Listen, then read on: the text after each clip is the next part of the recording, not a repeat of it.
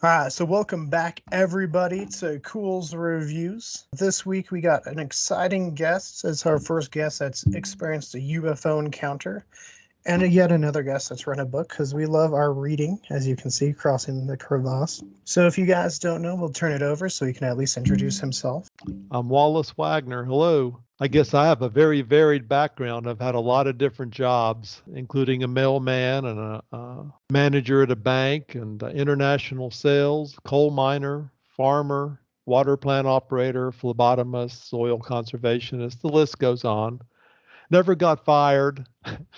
Just never wanted to be in a rut. So I would resign and go get another job. Never had a problem getting a job, thank God. Had a very varied background, and I am not a preacher.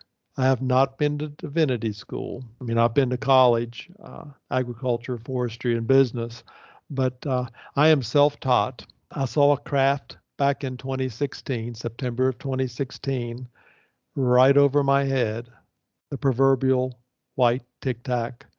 And since then, it has put a thorn under my backside to re examine what I had considered to be truth. And with that, we can go forward. Definitely leads us into our first question of, I mean, for you growing up, obviously you said you were very conservative family, very religious and stuff Mm-hmm. like that.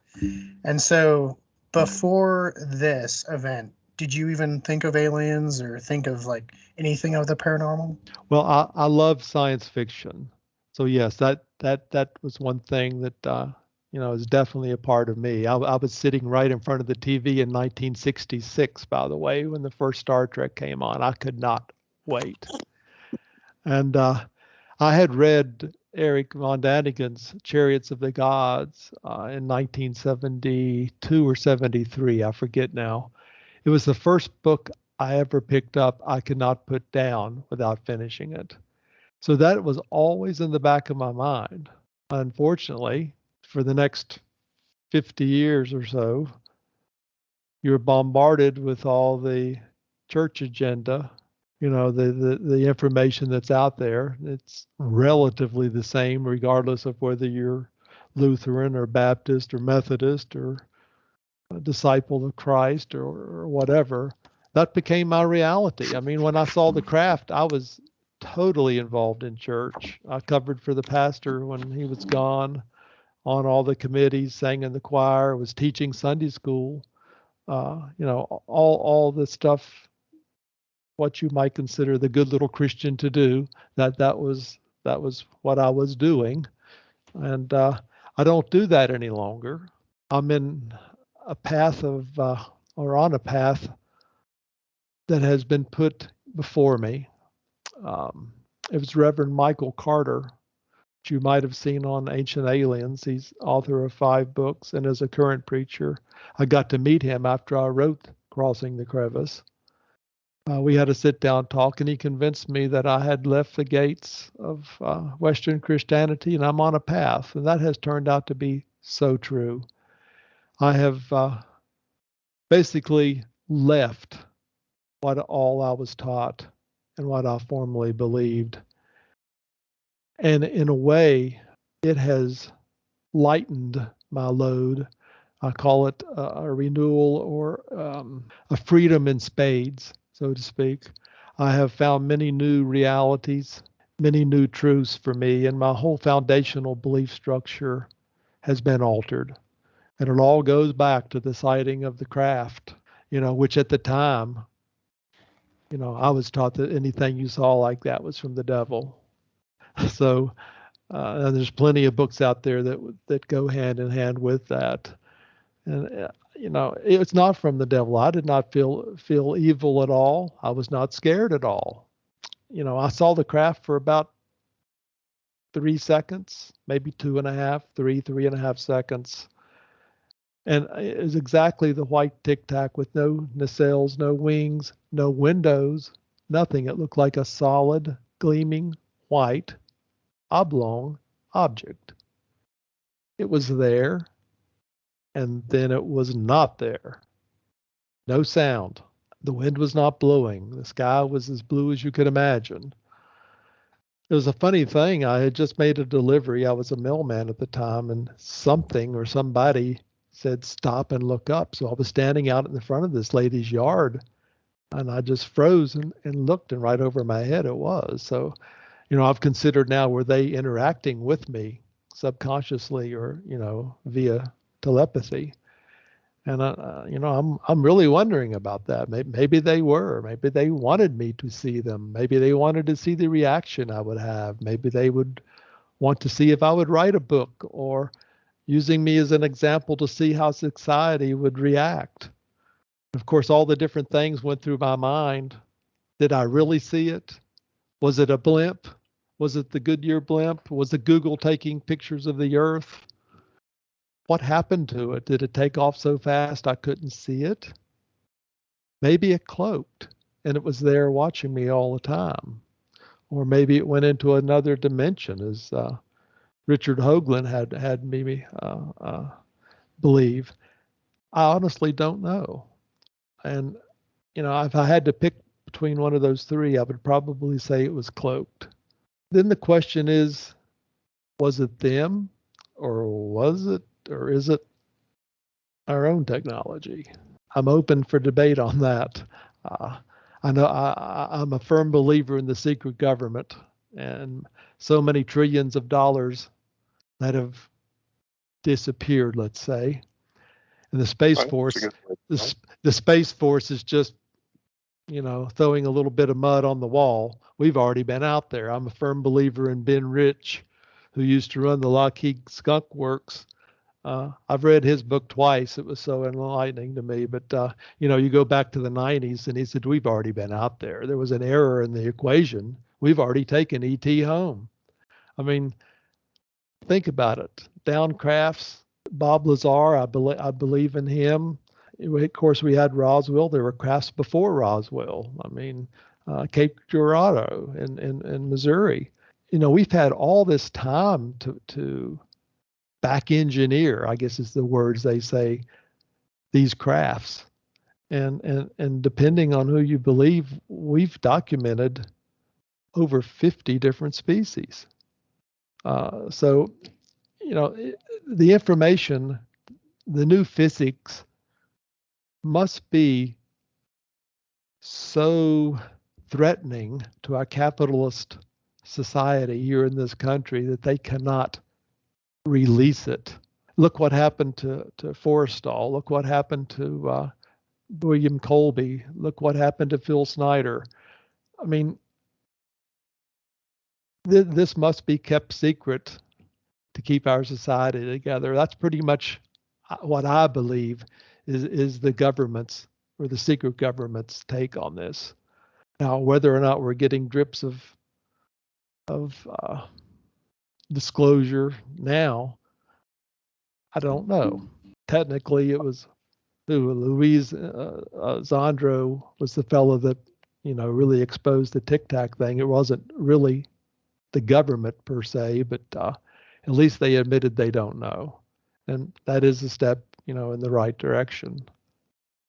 And I'm probably rattling, so No, you're good. I found it very interesting.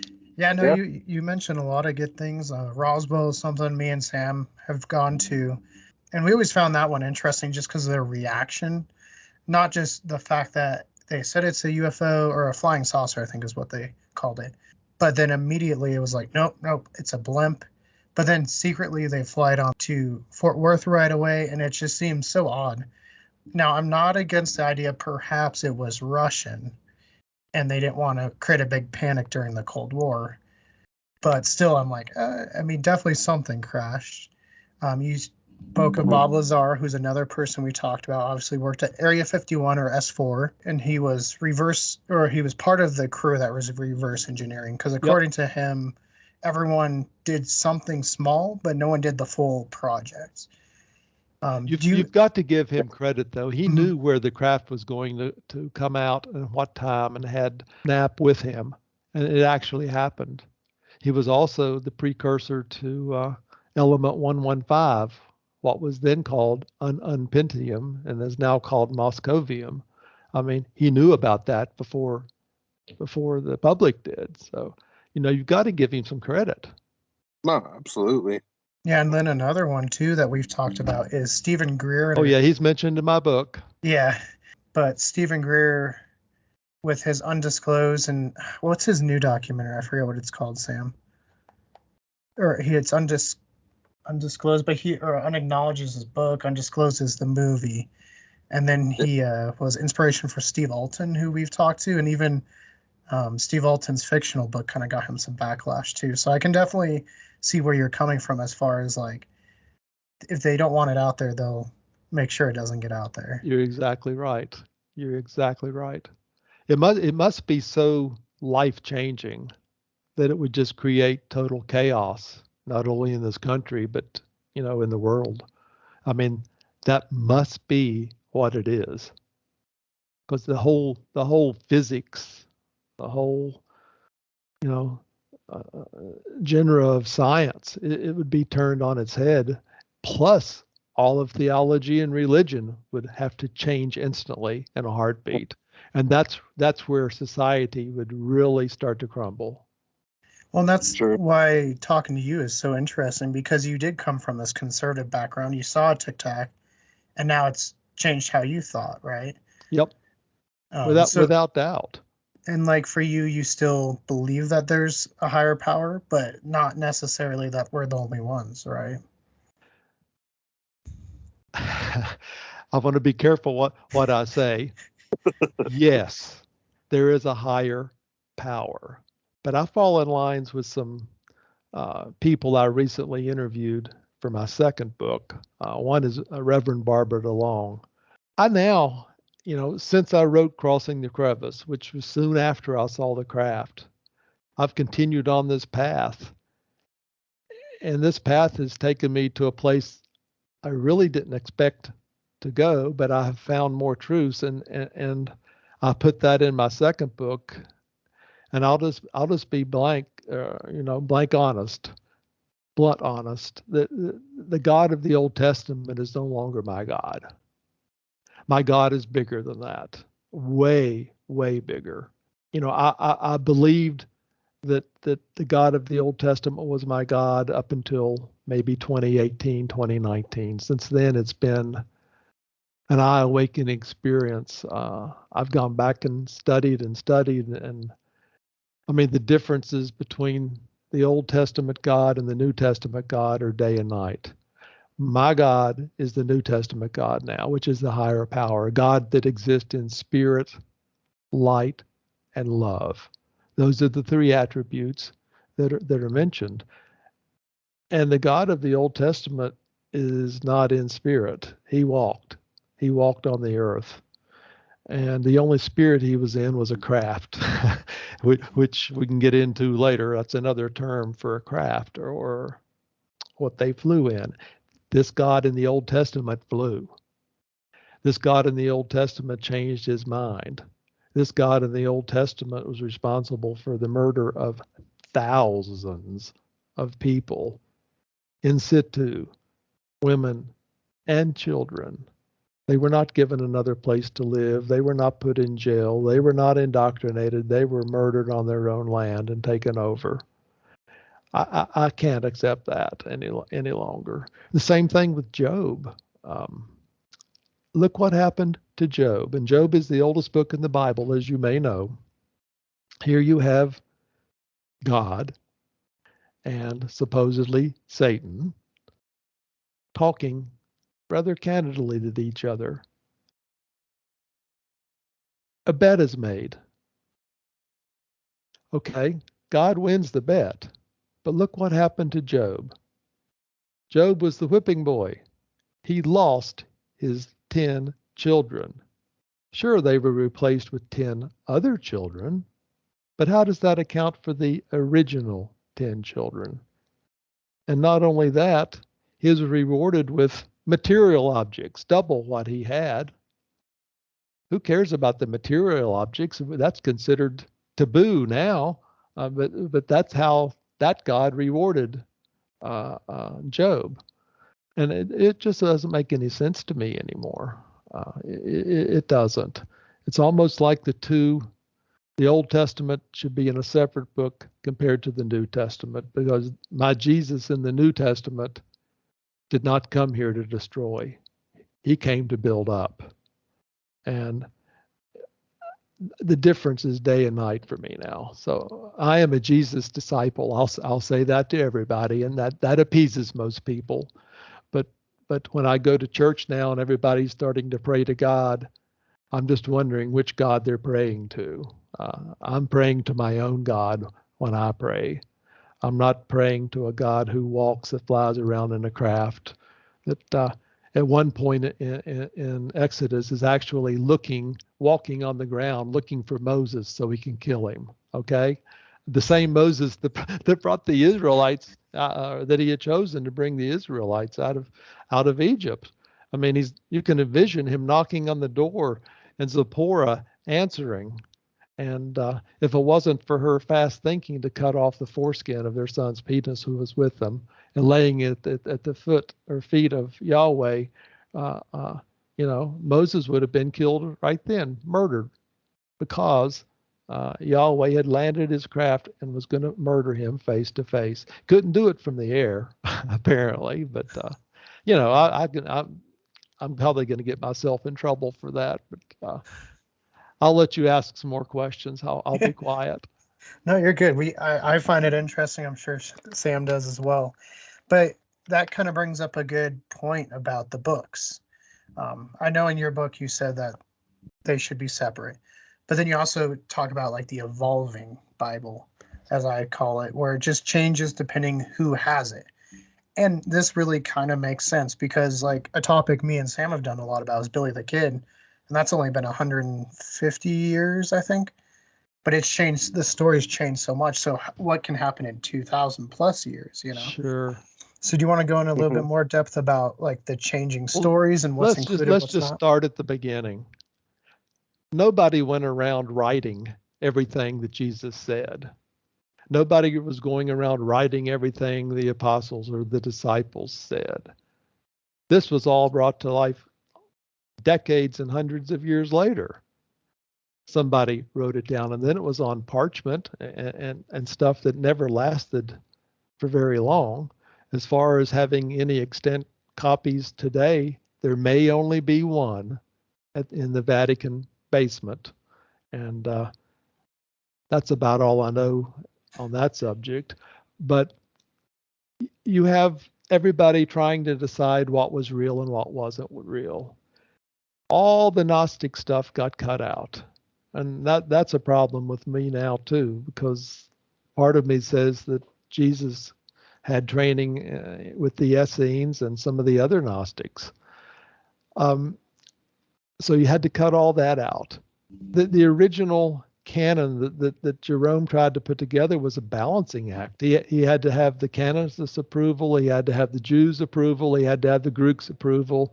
Everything was modified and done over in order to get it in this one Latin Vulgate Bible. An example, all of Elohim was taken out. Elohim was mentioned 2,500 plus times in the Old Testament.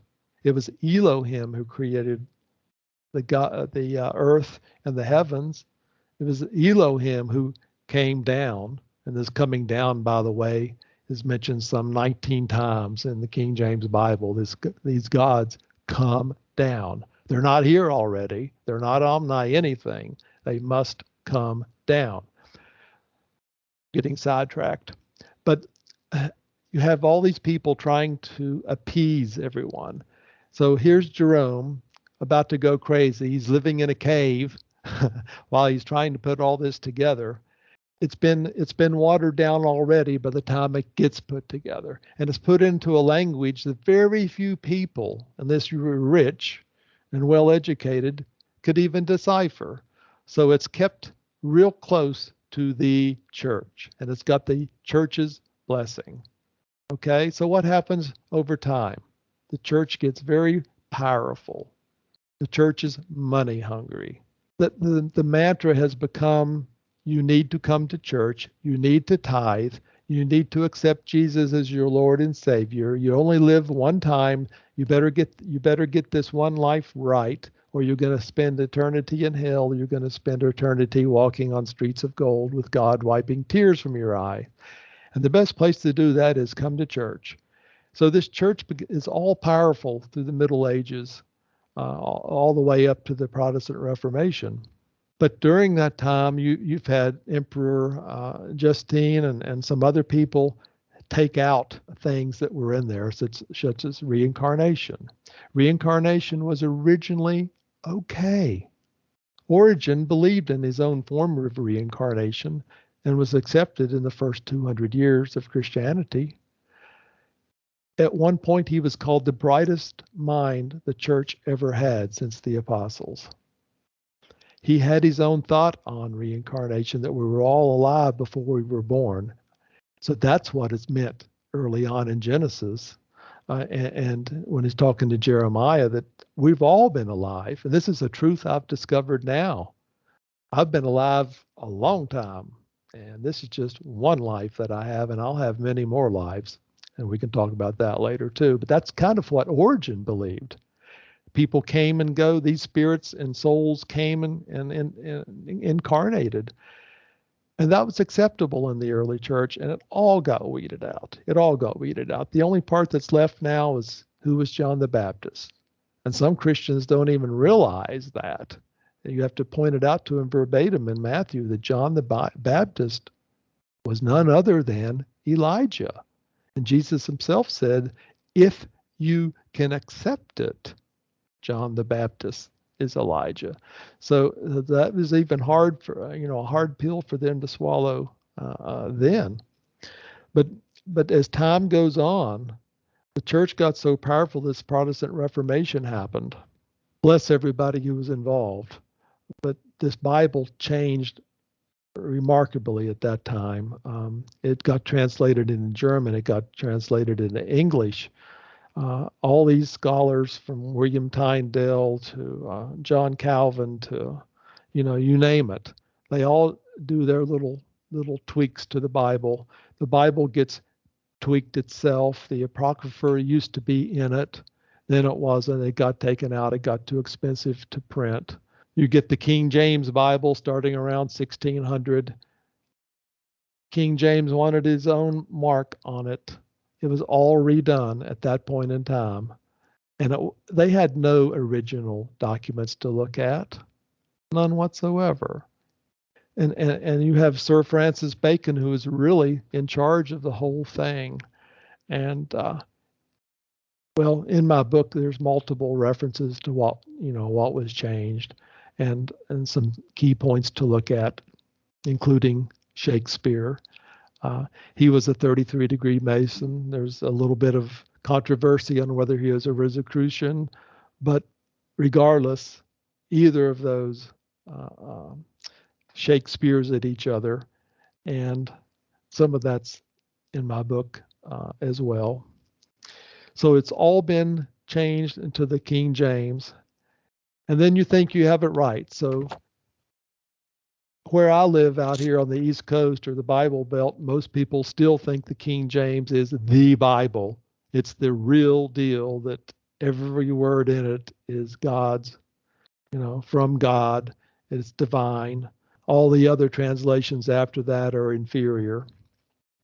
But the King James is actually inferior, much inferior. I'm going to give you one example. I had mentioned Elohim. Elohim is plural with the I am.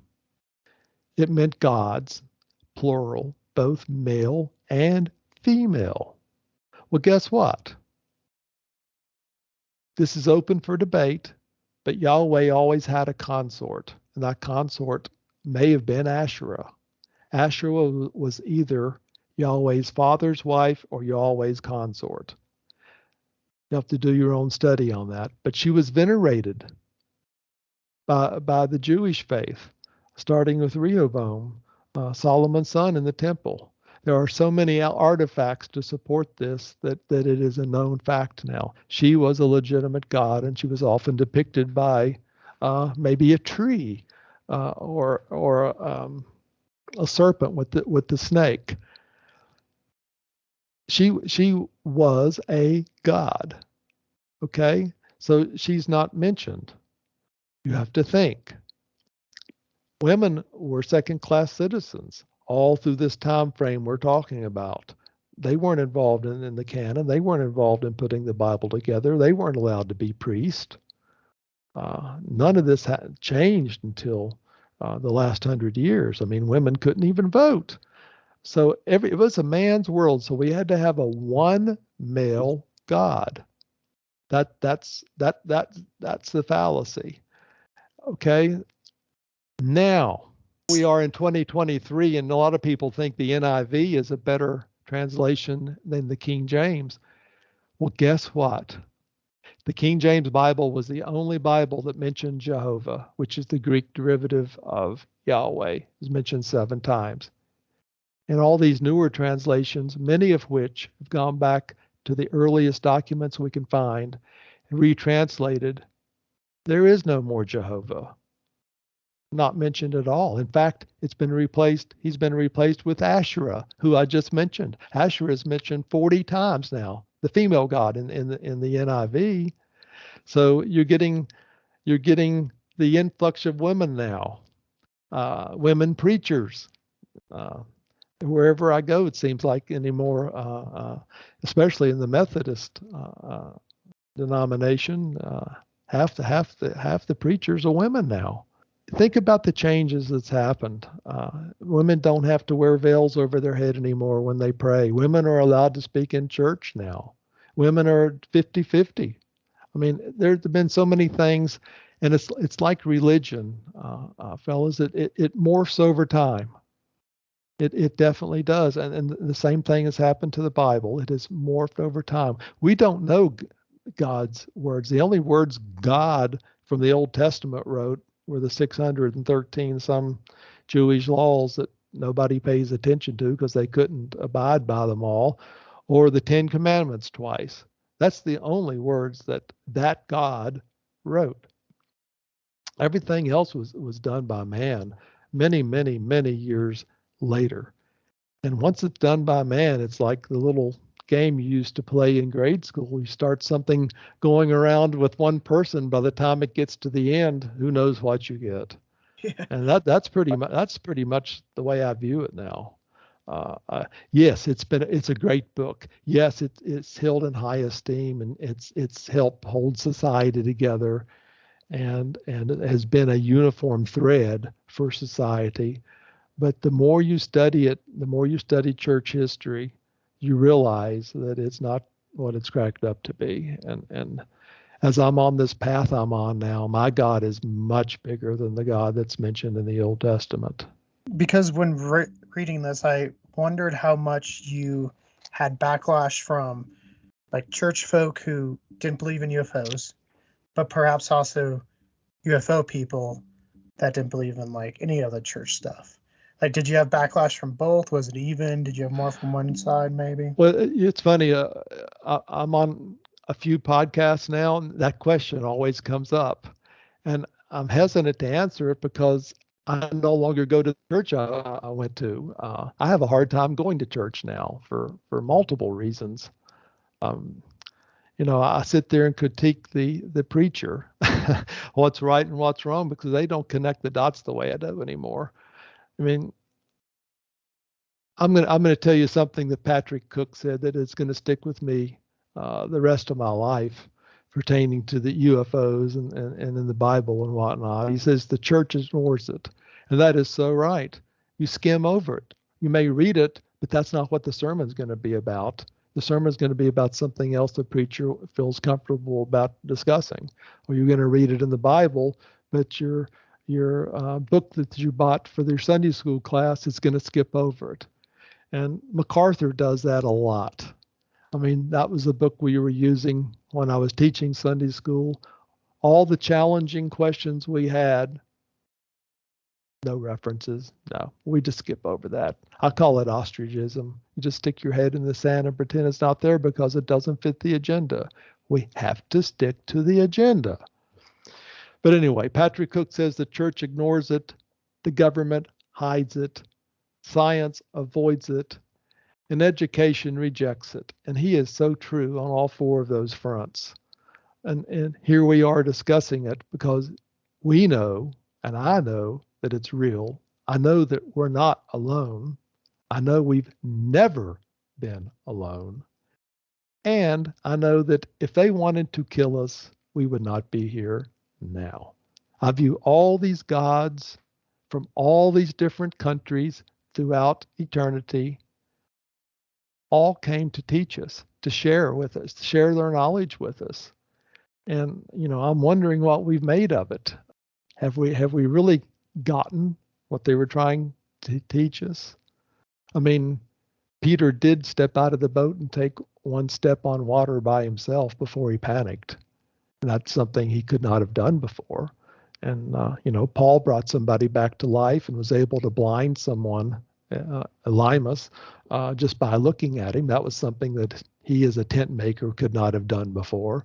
That's basically it. I mean, the second part of John 14, Jesus says that we'll do miracles and works greater than he did. And, well, here we are. I don't see anybody turning water into wine. Right. Unless you go to Vegas and then it's just a veiled attempt, right? But talking more about the Bible, right? There's multiple references perhaps where maybe they're talking about UFOs or like windows in the sky open up, right? Oh boy. Wheel in the burning bush. Yeah, there's so many. In my second book, I'll just mention that I interviewed Dr. Barry Downing. I don't know whether you've heard him. He was the first pastor to ever publicly mention and write a book about UFOs in the Bible. This was back in '68, I believe. And he focused on, the pillars of fire and the clouds and all in the crossing of the Red Sea as being UFO activity. And of course, I certainly agree with that. But as I look in the Bible now, the UFO activity has always been there from Genesis all the way through Revelation. We have cloaked crafts in Kings with Elisha, not Elijah, but Elisha, whose servant could not see.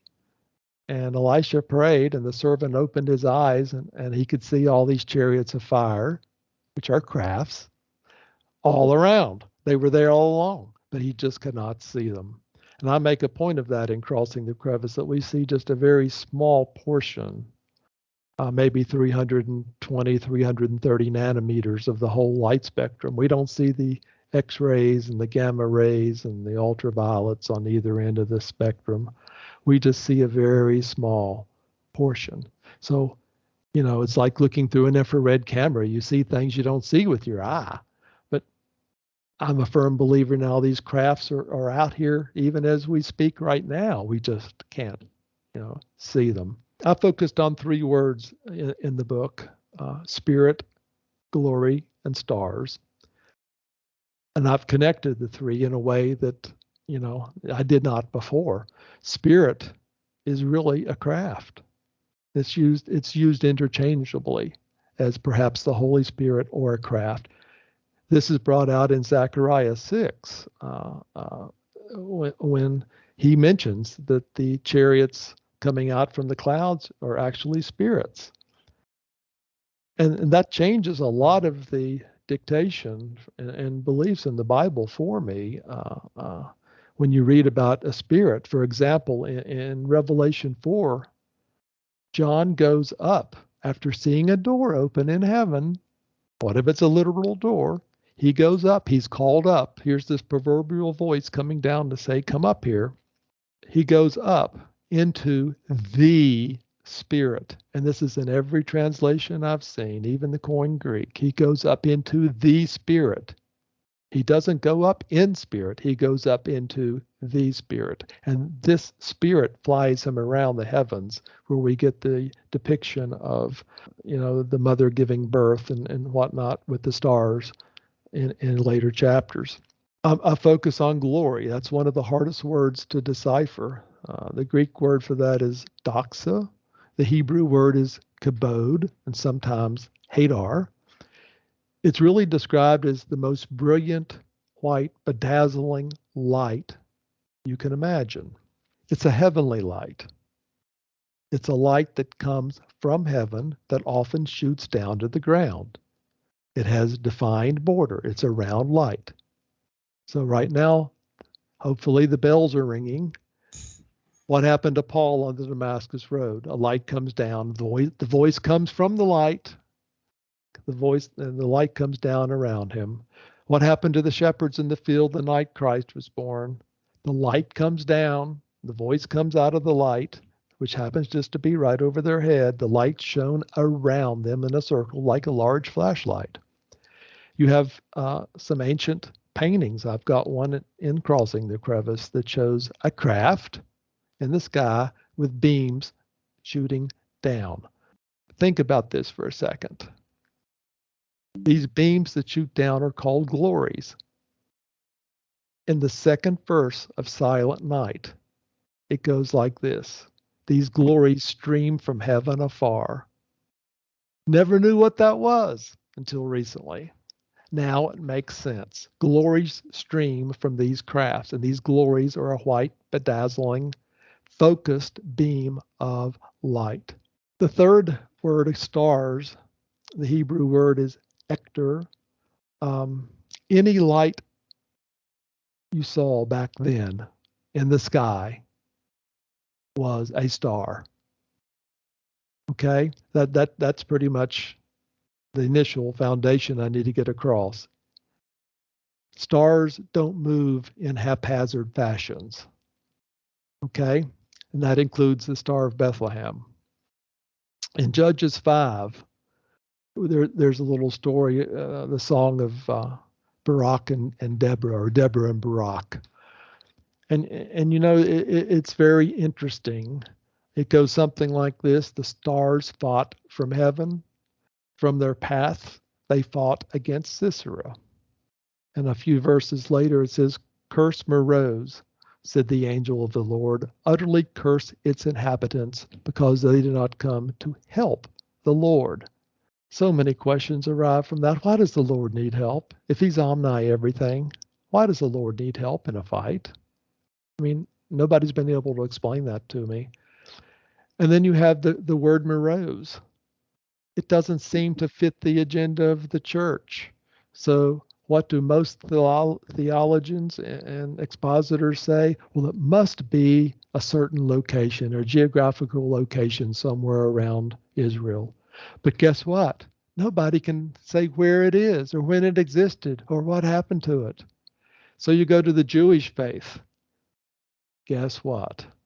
The Zohar, the Talmud, certain rabbis such as Kaplan and Schneerson. Morose is not a settlement on this planet. Morose is a celestial object or a planet. It's the inhabitants of that planet that did not come to help fight against Sisera. And that's from the Jewish faith themselves. They're talking about stars, not settlements. You know, if disclosure ever comes, I think the Jewish faith is going to be the best situated to handle it. You know, their faith basically, a lot of the background in their faith would tell you that this God, their God, actually governs thousands of planets. And this was just one stop along the way. And that's biblical for me. But I put in the assumption of Moses in the appendix, and it's very, you know, well known, and it sticks out like a sore thumb that Jesus and God just came here as a visitation. And a visitation means you're just here for a short period of time and then you're off. And that makes sense now based on, again, John 14, when when Jesus says he needs to go to the Father. Well, that tells me right then the Father's not here and that he needs to go to the Father. The Father's somewhere else, and that he'll leave behind what we call the Holy Spirit. So this God of the Old Testament flies around to all these planets. And whether or not he created each of them, I'm going to have to leave that up, you know, to the individual. But it's certainly something to think about, and it's caused me to connect these dots, in a different way now, and it still makes sense to me. It's still biblical. It's just not what you're taught in Sunday school and church. It does not fit the agenda. Yeah, no, and sometimes I wonder with Hollywood if we maybe get glimpses of that, because I know there's been people that say Hollywood's trying to like disclose that kind of stuff, and kind of what you talk about is kind of like the theme of Prometheus, Ridley Scott's Prometheus, which is kind of funny because he's done other biblical stories. So to see him have these engineers that go around and they created the human race, and then they just didn't come back. So I mean, Like the Anunnaki. mhm. Yeah, they're ones that Sam's talked about a little bit too. And I But can to the battles between the Anunnaki and supposed reptilian races, which could have been what that story was about, and how they wanted help against like the reptilians, but then nobody came to save them, and that's why that has been kind of strewed out of like the Bible, and like why that is not being mentioned in there is because they don't want everybody to know that what we were going to be going towards was like kind of ripped away by like the reptilianoid beings coming in and then just kind of taking more control of it. yeah, and another interesting thing about like at least when you go back in time with UFOs is how they describe them. So at one point they're like chariots, right, or crafts. But it always leads me to wonder, are they just describing it based off of what they know, or are these extraterrestrials showing them stuff that they could relate to? Hmm. Well, I put a lot of pictures in my book, and they go back to antiquity.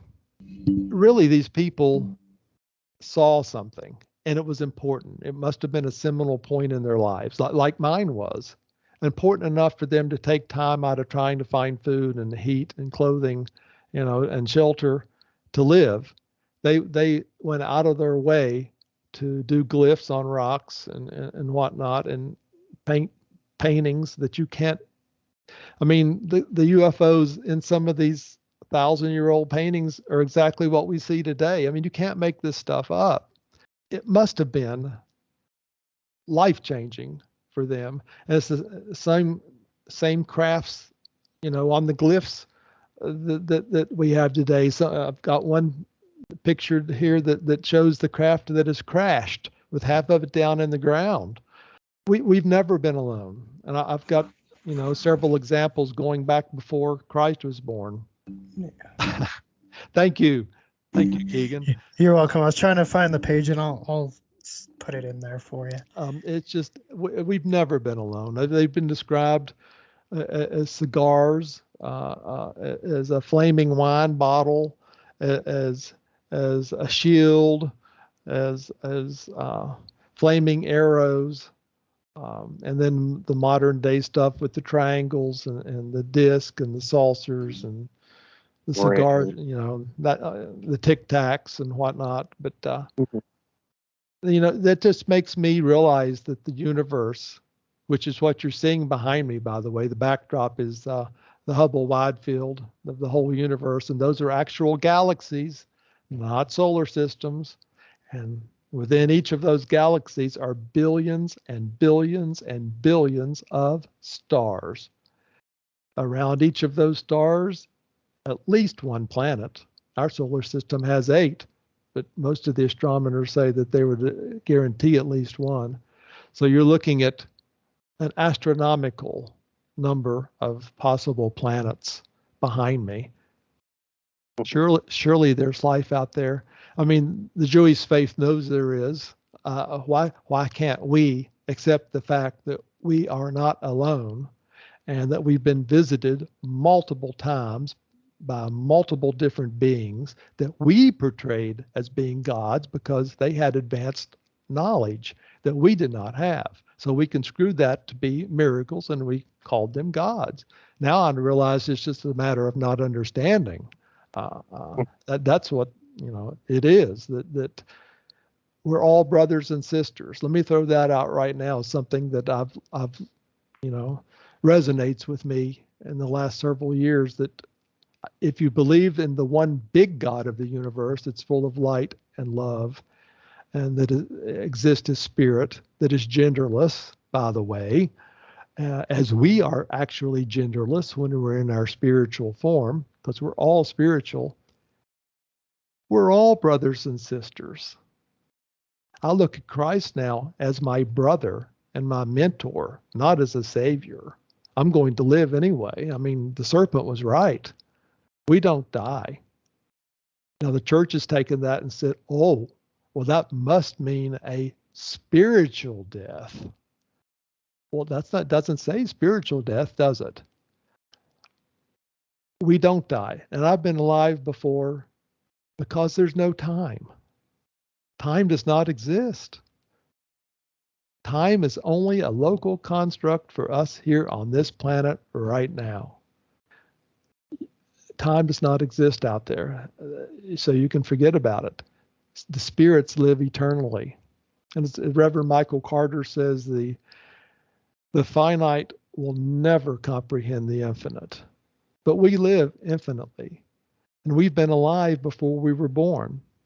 And if you believe Gary Zukav, who wrote a very good book called The Seat of the Soul back in the 80s, we probably have had a choice, or at least a say-so, in this life that we have now. We're experiencing what we're experiencing because we need to experience it to develop our soul and our consciousness. And I look at Jesus now just being much more consciously, spiritually advanced than I am. It has to be that way, or he's a liar, because of the second part of John 14, that we will do miracles like he did. So I look at us all as being brothers and sisters, not only on this planet, but everywhere. And I'm falling in line with Reverend Barbara DeLong, this one God that exists in spirit form. It's like a dandelion that sent out all these seeds. And what's the purpose of the little seeds? To grow up to be like the God. So if I'm telling you now that I'm a little God, if I would have said that when I was in the Baptist church, I would have probably been excommunicated for, heresy. But that's the way I am now. I'm a little God, and I totally know that as fact. I know that I'm on my own path. I'm developing my spirit and my soul at my own speed. There's nobody pressing me. There's no time frame because time doesn't exist. I've got to learn things for myself. I'm making many mistakes. I just hope I learn from my mistakes.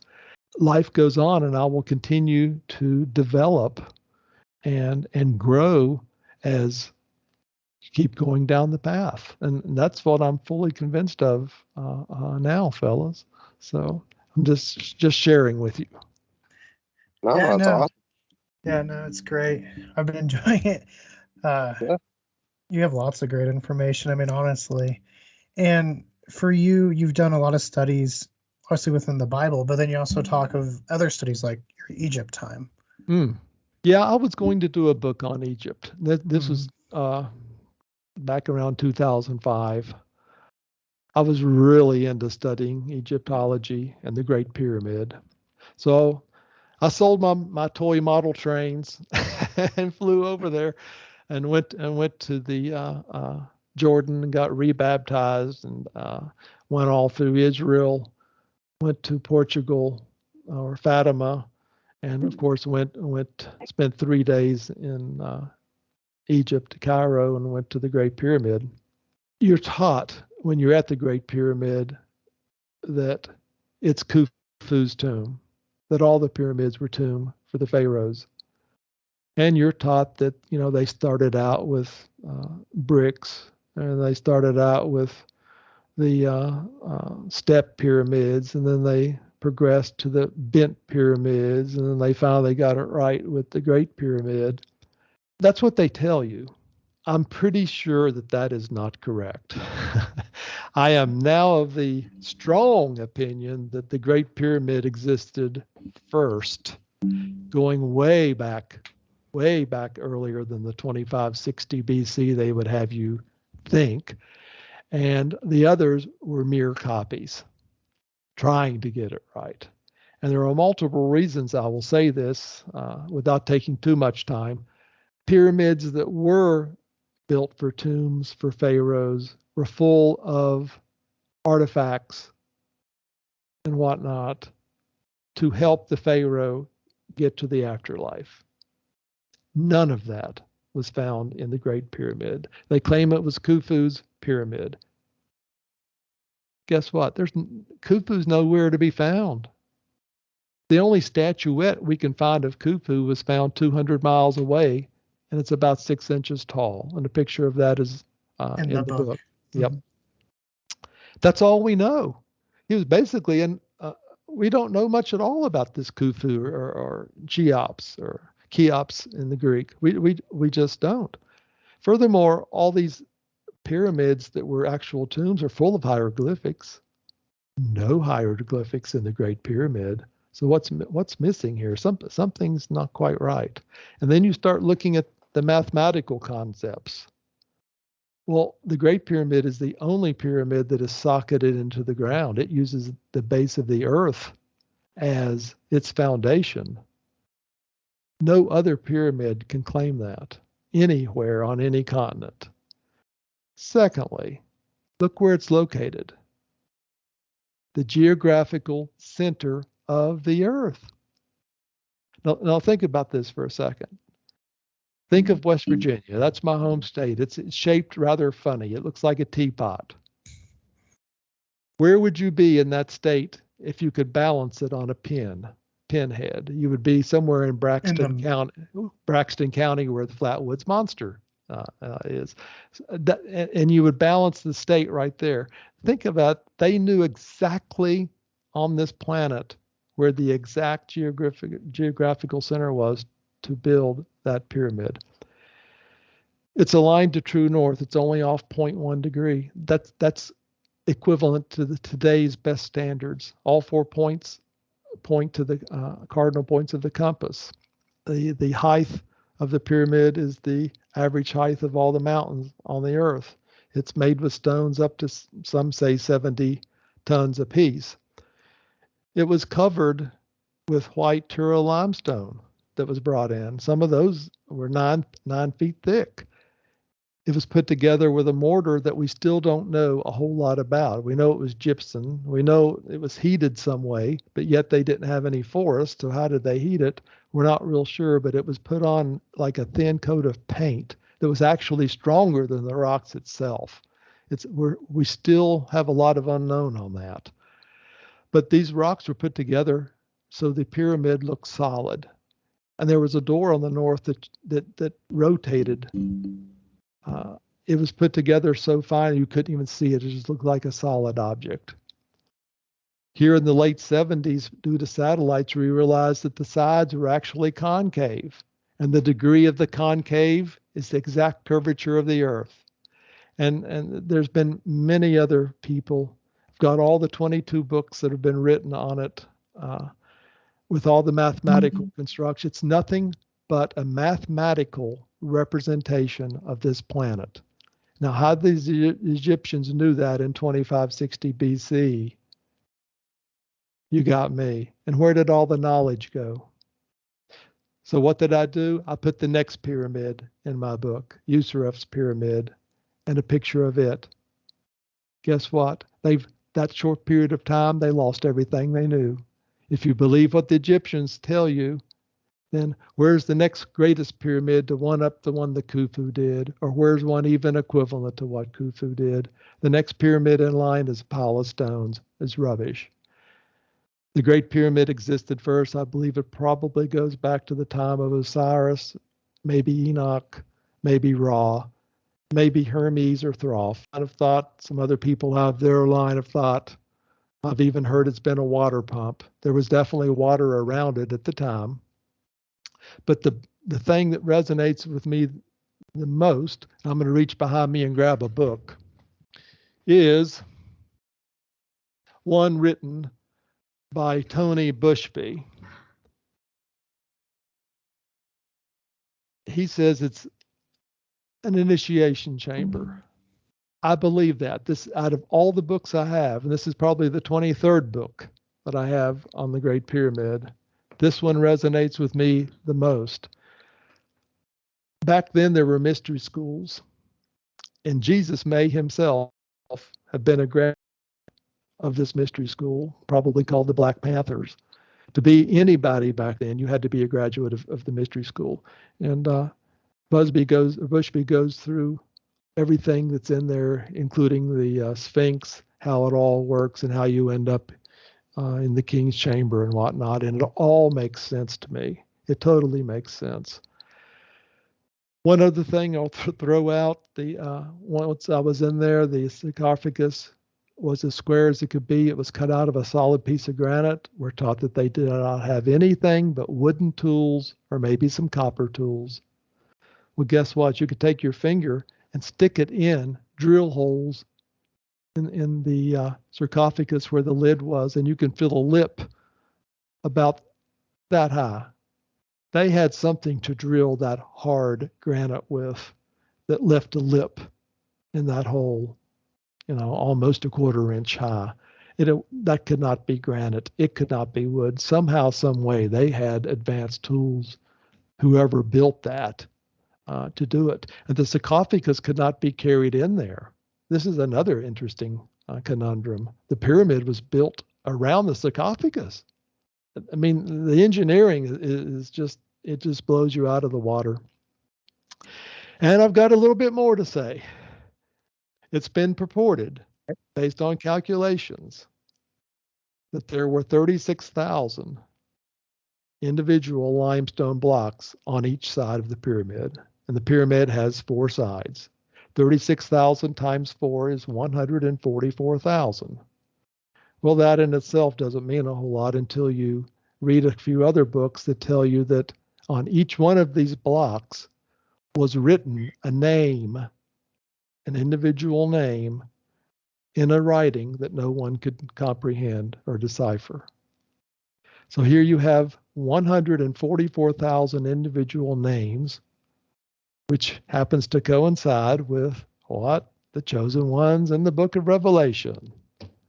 So then you start thinking, well, does the pyramid have any connections with the Bible? Now, I'm going to leave this up to our watchers and listeners, but now I believe it just may. I mean, the phrase, where were you when I laid out the foundation of the earth, knowing that the Great Pyramid is at the center and is a mathematical foundation of the earth? Who's to say? I mean, I've even read one old text that said Christ himself will bring back the capstone. So it's just something to think about. It's still an enigma. And anybody who has a chance to go there, they need to go. It is well worth the visit and to go inside. And yeah, as I say, it's just remarkable. Yeah, no, Egypt's always been something that I've been interested in. Obviously, me and Sam grew up around the time the Mummy movies were being made. Our Denver Museum has lots of Egyptian stuff in it. But then as you grow up, you learn some of the history or lore. There's obviously the story of Napoleon going into the King's Chamber by himself. And having nightmares. Having nightmares of the little red guy. And then there's also like Graham Hancock's books and the Sphinx, talking about like the Sphinx is far older.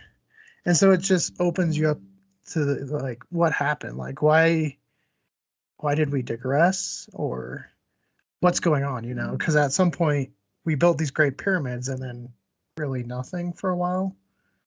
And so why is that, Well, I believe the Great Pyramid was made to last, and it's actually, referenced in Isaiah as a wonder in Egypt and a pillar in Egypt. But you make a good point. Have we really learned? I mean, look at the disciples being with Jesus. Did they really grasp what he was really trying to teach? each of them thought that he was going to be coming back immediately. I mean, and everybody since then, or a lot of theologians and pastors since then, have thrown out dates when Jesus is coming back. Jesus is coming back. Jesus hasn't come back yet.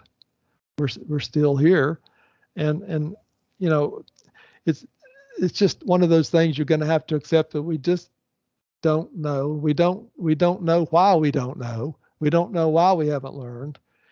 I mean, you could even go way out in left field and say, well, maybe we need another tweak to our DNA, maybe like the Anunnaki did or something. But you know, it's all in our future, perhaps. Maybe it's just in our future, and we like to think the future is right before us. But then again, when you realize time doesn't exist, the future's just out there somewhere, right? And we just hope somewhere. for a better future, right? It seems like, especially nowadays, it seems kind of bleak to some, but hopefully in the future we'll get to that peaceful state, right? That state. And a lot of alien texts and stuff, or books about aliens, talk about how their societies are like without war and this and that. But again, how many more billions of years did they have before us, you know? Because you think of a light year and how far are those stars to get to here. Or they could have their path could have helped them progress faster Mhm. than we have.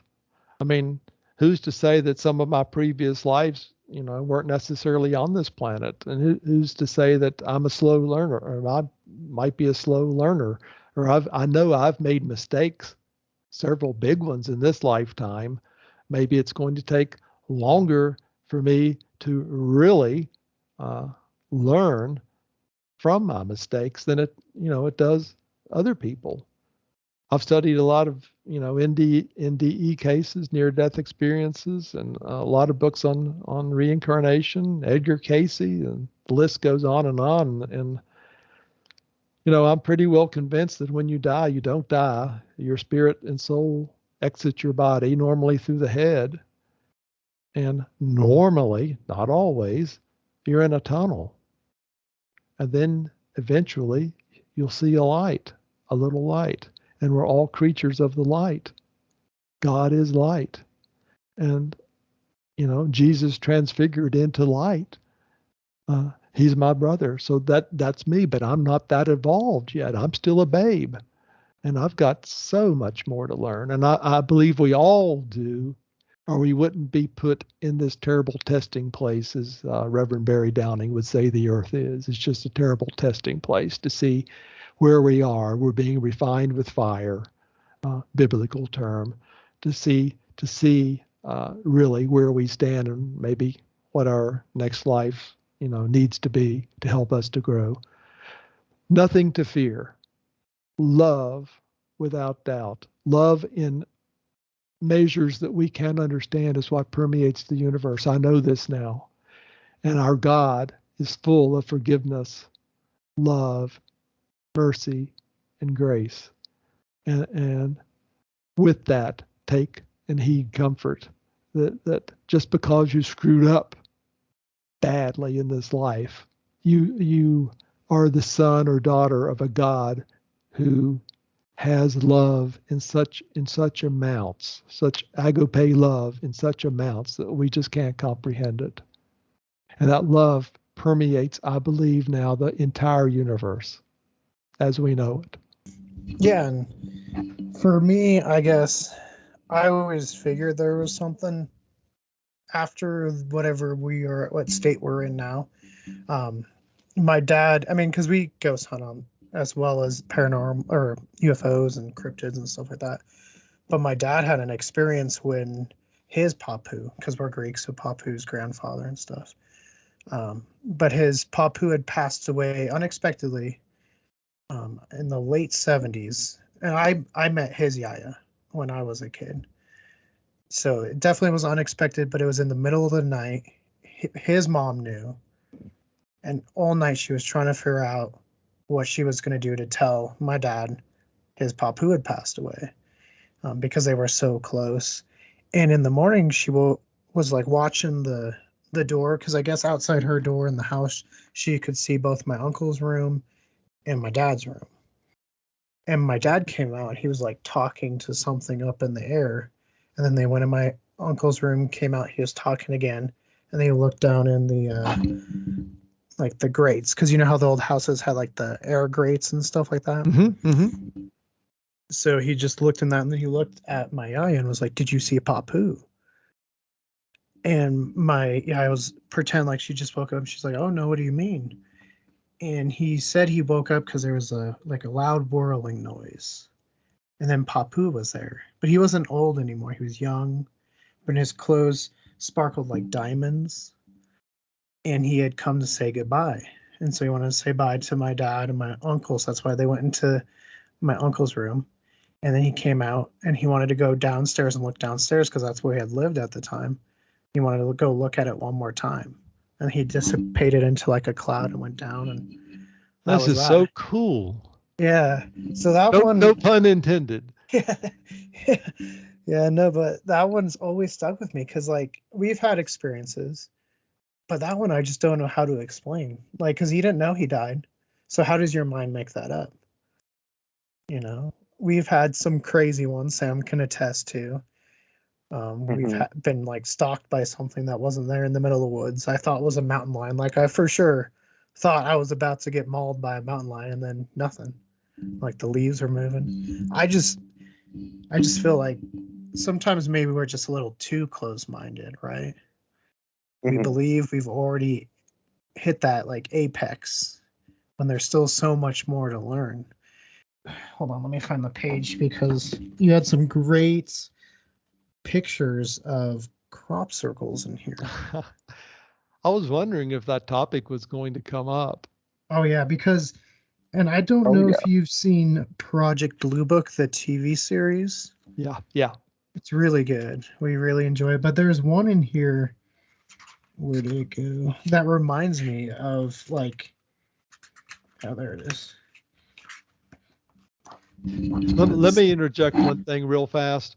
That book was originally written in full color, but it got mhm. so expensive that we decided to back up and do an 8.5 by 10 in grayscale. And in doing so, some of the spacing and whatnot got a little bit off, but the gist of it's still there. Yeah. But when I was reading through that, I saw that one that I just showed up and I was like, man, that reminds me exactly of the episode in Project Blue Book where the military is like trying to reverse engineer, or they had at the time, I guess. And when it zaps away, it leaves the mark. So I wanted to get more of your take on crop circles and stuff like that because I know Sam's really enjoyed that topic, and I have too. It plays into human mindset. We don't like to have an enigma in our minds. The government knows that. I mean, that's why the Roswell thing was changed to a weather balloon or whatever. Swamp gas, swamp bubbles, temperature inversions, all this stuff. They always fast with an answer because the public wanted an answer. The government gave them an answer. Same thing with crop circles. We did not know and still don't know how they're made or the purpose that they're made for, when and where they're going to be made. But it became an enigma back in the late 70s and early 80s. Everybody was talking about them, and the government had no answer. But here came two gents by the name of Doug Bauer and Dave Corley. They admit that they made most of the crop circles. Well, that got thrown on the wall and it stuck, and the media ran with it. And within a year, the crop circle, topics, became taboo to even talk about. You're considered a wacko after that. They're not even discussed anymore because we had our answer. They're all man-made. That is incorrect. They're not all man-made. Let's look at this rationally. How do you make a crop circle 740 feet wide with hundreds of inter uh, circles inside of it? And I'm referring to the galaxy picture in that book, without tracks in the ground, without destroying the crops, and without people seeing you making it. If you were out there in the day, that's it. If you were out there in the daytime, people would see you. If you were out there in the nighttime with your minor lights on and your vehicles parked along the road, and the hundreds of people it would take to make that, based upon your classroom studies before, that nobody's going to step off and not make an exact circle, none of this makes any sense. None of it. No. Now, there's been pilots to fly across a field, turn around and come back home 30 minutes later, and in that field is a crop circle where there wasn't one before. I am here to tell you that it only takes a few seconds to make a crop circle. A legitimate crop circle is made in a few seconds. How it's done is still an enigma. We think maybe it's a ball of perhaps microwave type energy. There's some type of heat involved. What we know is that the crop is not destroyed. And that's the big difference between humans making a crop circle with snowshoes on or whatever versus a legitimate crop circle. Example, canola has a very delicate flower head. There are crop circles made in canola where everything's bent down in perfect round circles or lines, where that flower head is intact and still usable. It is so sensitive and so soft that if humans were to do that, you would have a field of mush. And that's the biggest difference. Another difference is what's called the nodes. Humans sometimes break them off. And a legitimate crop circle, you have these nodes which have expanded. Somehow the water in the stems got heated so fast, it exits through these nodes. And the closer you are to the center, the more expansion you have on these nodes, and you can measure it out until you get to the outside circumference where there's less, which makes you think that there's this ball of microwave energy that's superheated some way that comes down and makes this formation and then takes off. There are still some legitimate scientists studying this. There's a fellow, I believe his last name's Taylor, don't hold me to that, that's at the University of Oregon now. He's over at their physics department. There's a lady that's at the University of Helsinki, and there's some other professors that know that this is a legitimate enigma. It hasn't gone away just because it's not covered. And they're still being made this very day. There's records of over 12,000 of them in virtually every country. I've seen one video, guys. I don't know whether it's legitimate or not, but there is one video floating around the web that shows a couple balls of light swooping down, making a crop circle and then flying off. And some way, somehow, that seems to be how they're made. But that's only part of the question.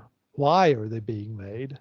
I kind of tackle that in Crossing the Crevice. I view it as a sign. We're told that, near the end time, that there'll be signs in the heavens and on and in the earth. And I'm viewing this as signs in the air or in the earth or on the earth.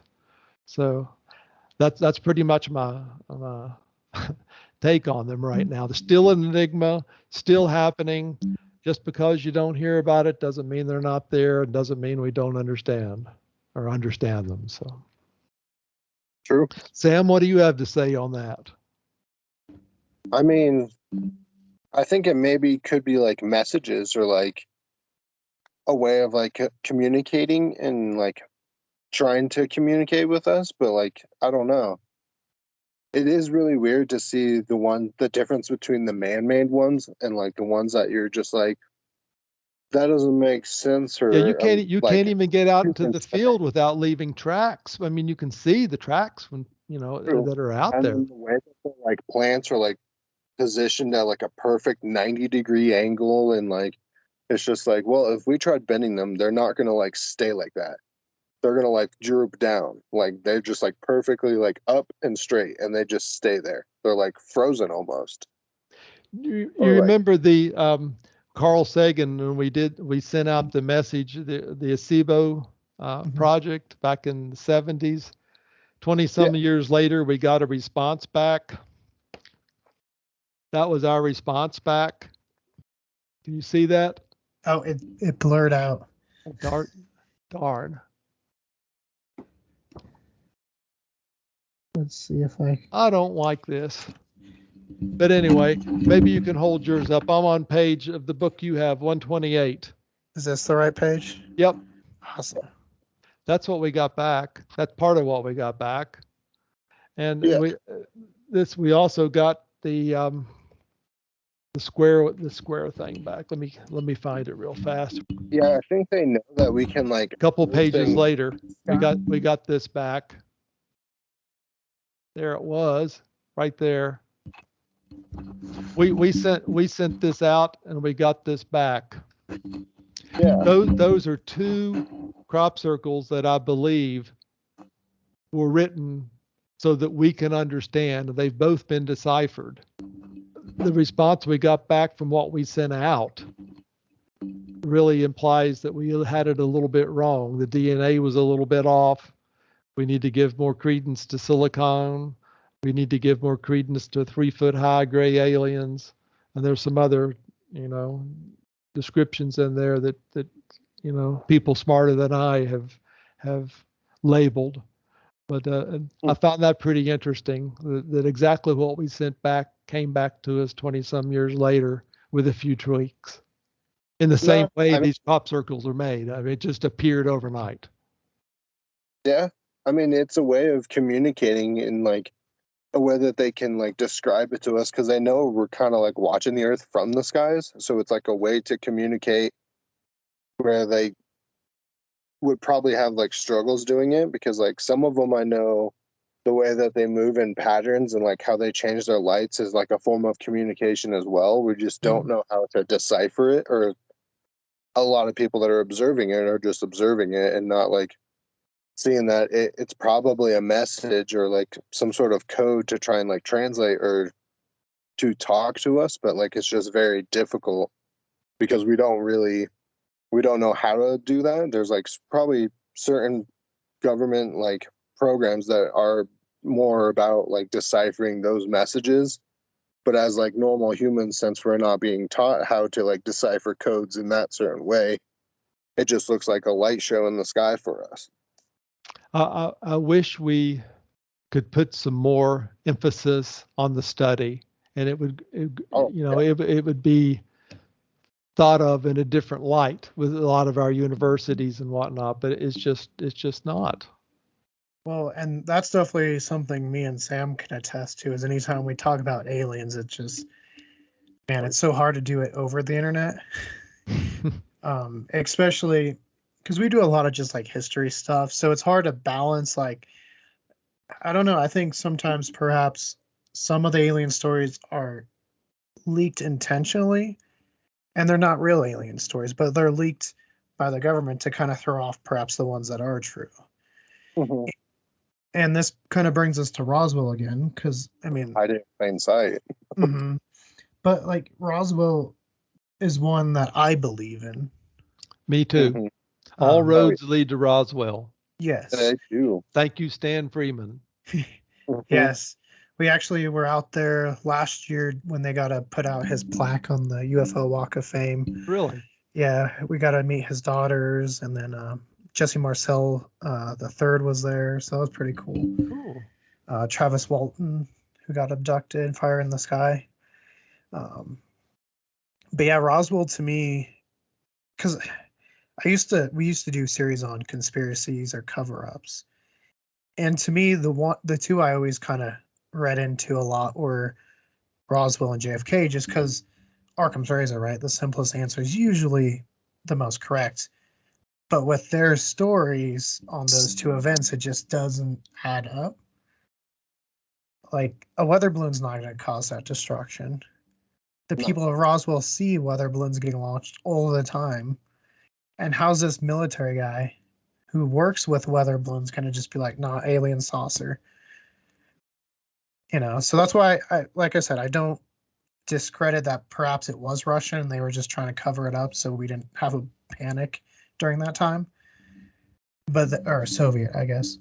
But at the same time, it definitely wasn't a weather balloon. And And what about the story from the funeral home about having smaller caskets? yeah, that's something Sam touched on because we did a little video and we went to that funeral home. And it's just so weird how they were like calling and asking how to like, okay, if this happened, how would you like care for the body? How would you store it? What kind of casket? What kind of fluids? And it's just like, well, what happened? Oh, nothing happened. Right? You immediately backtrack. Yeah, just immediately. And then like, why are all these people afraid to come out and talk about it? You see recently a lot of the older folk will come out and talk about it. And they're like, well, I've lived a full life. They threatened us then. They might still threaten us now. But they were definitely told not to talk about it. Hmm. And it makes you wonder why. Well, back then, I think we paid a lot more attention to our government. We were maybe, a lot more in tune with protecting this country from the Russians or communism, and maybe our loyalty was higher, but things have changed a little bit now. So I kind of view the world as a smaller place. Yeah, and I think too, you got the Freedom of Information Act, so a lot more of the stuff is made Oh yeah. public. Hmm. Which again leads you to question why isn't more of Roswell, why isn't more of the Kennedy stuff available? Or when it is available, because there was those big dumps, two of them for UFOs recently, and we were covering them in threes. But there was so much where it was like you could read like 10 words of the whole paper, the rest was redacted. So then how is that freedom of information? National security. That Right. seems to be the coverall. Another pretty famous case that you kind of touched upon happened in Braxton County, and it was the Flatwoods Monster. Now, this is one that I think Sam and me are on different pages on. Hmm. Like, I definitely think it was an owl, but I think Sam thinks there's more to it. So I wanted to get your input on Flatwoods. Mm. There is some conflicting information out there. It normally starts with, was it a meteor or was it really a flashing red light that some people saw in the sky? I believe it was a flashing red light. Not to go against your line of thought, Keegan, because it actually crashed on a farm. And if it would have been a meteor or a meteorite, there would have been a lot of damage A lot. and heat and smoke and flames and fire and seen by thousands instead of a handful. So let's assume it was a craft or something of that effect, and some kids run up there, like they did with their mother, and I believe there wasn't there a National Guard fellow that went to, but they were all kind of young. Yeah, But he they would. they see this being or what they think is a being, either in a tree or hovering on the ground, and it hisses at them, and they freak out. It was maybe anywhere from 7 feet to 10 feet in height, and had a pointed. Hey, I'm cutting out on my cam, a pointed head, and there again some type of an orange or red eyes, and maybe a dark green body, and maybe claws as hands, but that's about all we know. And from there it took off nationwide. So can I sit here and tell you precisely, was that exactly what they saw? No, I can't. But is that what I think they saw? Some type of an alien versus, as you say, an owl? Well, being from West Virginia, they probably knew what an owl was. Now, granted, it was dark, but they were at the location where this wreck was. So there's this wreck part of the equation too. There's also the flashing red light. And it happened in 1952, which is kind of an important year. That's the year that the UFOs flew over the Capitol in D.C. 2 weekends in a row. So everybody was, thinking UFOs or flying saucers and little green men back there. So, I don't know. The honest answer is I don't know. But if I had to guess, I would say that based on what I know now, these crafts do crash. They're not gods. We may consider them gods. They may have mechanical failures. It may have been a mechanical failure which caused me to see my craft for 3 seconds. I don't know that. But these things happen. They're put together by beings like you and me, and failures happen. Look at Kecksburg. I mean, it's everywhere that some of these crafts come down, and whether or not you see something, maybe I'll be lucky enough one day to see something that's alive instead of a physical craft. And Reverend Michael Carter would probably tell me, watch what you wish for. But, I would like to see something like that because, 50 years ago, I would have been scared. As a kid or even a teenager or adolescent, I would have been scared even to see the craft that I saw. And I wasn't scared at all. In fact, the words out of my brain was, well, hello there. Like I almost expected to see it, or that I knew it was going to be there, which I didn't. And we've been indoctrinated, so to speak. You have, look at Lost in Space, look at Star Wars, look at Star Trek, and all the stuff. It's not so scary as the day the Earth stood still and Gord comes out. It's just not so scary anymore. And I would like to see something like that. I would probably try to communicate. Now, back in the 50s, no, it was scared the living daylights out of me. There's been a change from that part of society anyway. So if that's, leaning us more towards disclosure, then I'm all for it. Yeah, and you were talking about The Day the Earth Stood Still, and that's one of my all-time favorite movies. Ditto. Yeah, I watched it. My late Papu introduced me to that one, along with like the original King Kong and stuff. And Sam can attest. Since then, I've become a film addict. It's like the one thing I buy too much of. But yeah, no, I always enjoy to Project Blue Book. The series starts with The Day the Earth Stood Still because at the time it was like, hey, why are they making this? And no, I mean it's you wonder, don't you? right. And that's like Close Encounters of the Third Kind, which J. Allen Hynek actually helped on. You wonder about that too, like why do they let some things go through and why don't they let others go through? And is it to kind of like slowly get the public ready for this, or again, you heard the story with Ronald Reagan and Spielberg's E.T. when he was watching it in the White House with a group of people, and he says that there's just but a handful of people that just don't know how real this really is after seeing that movie. So,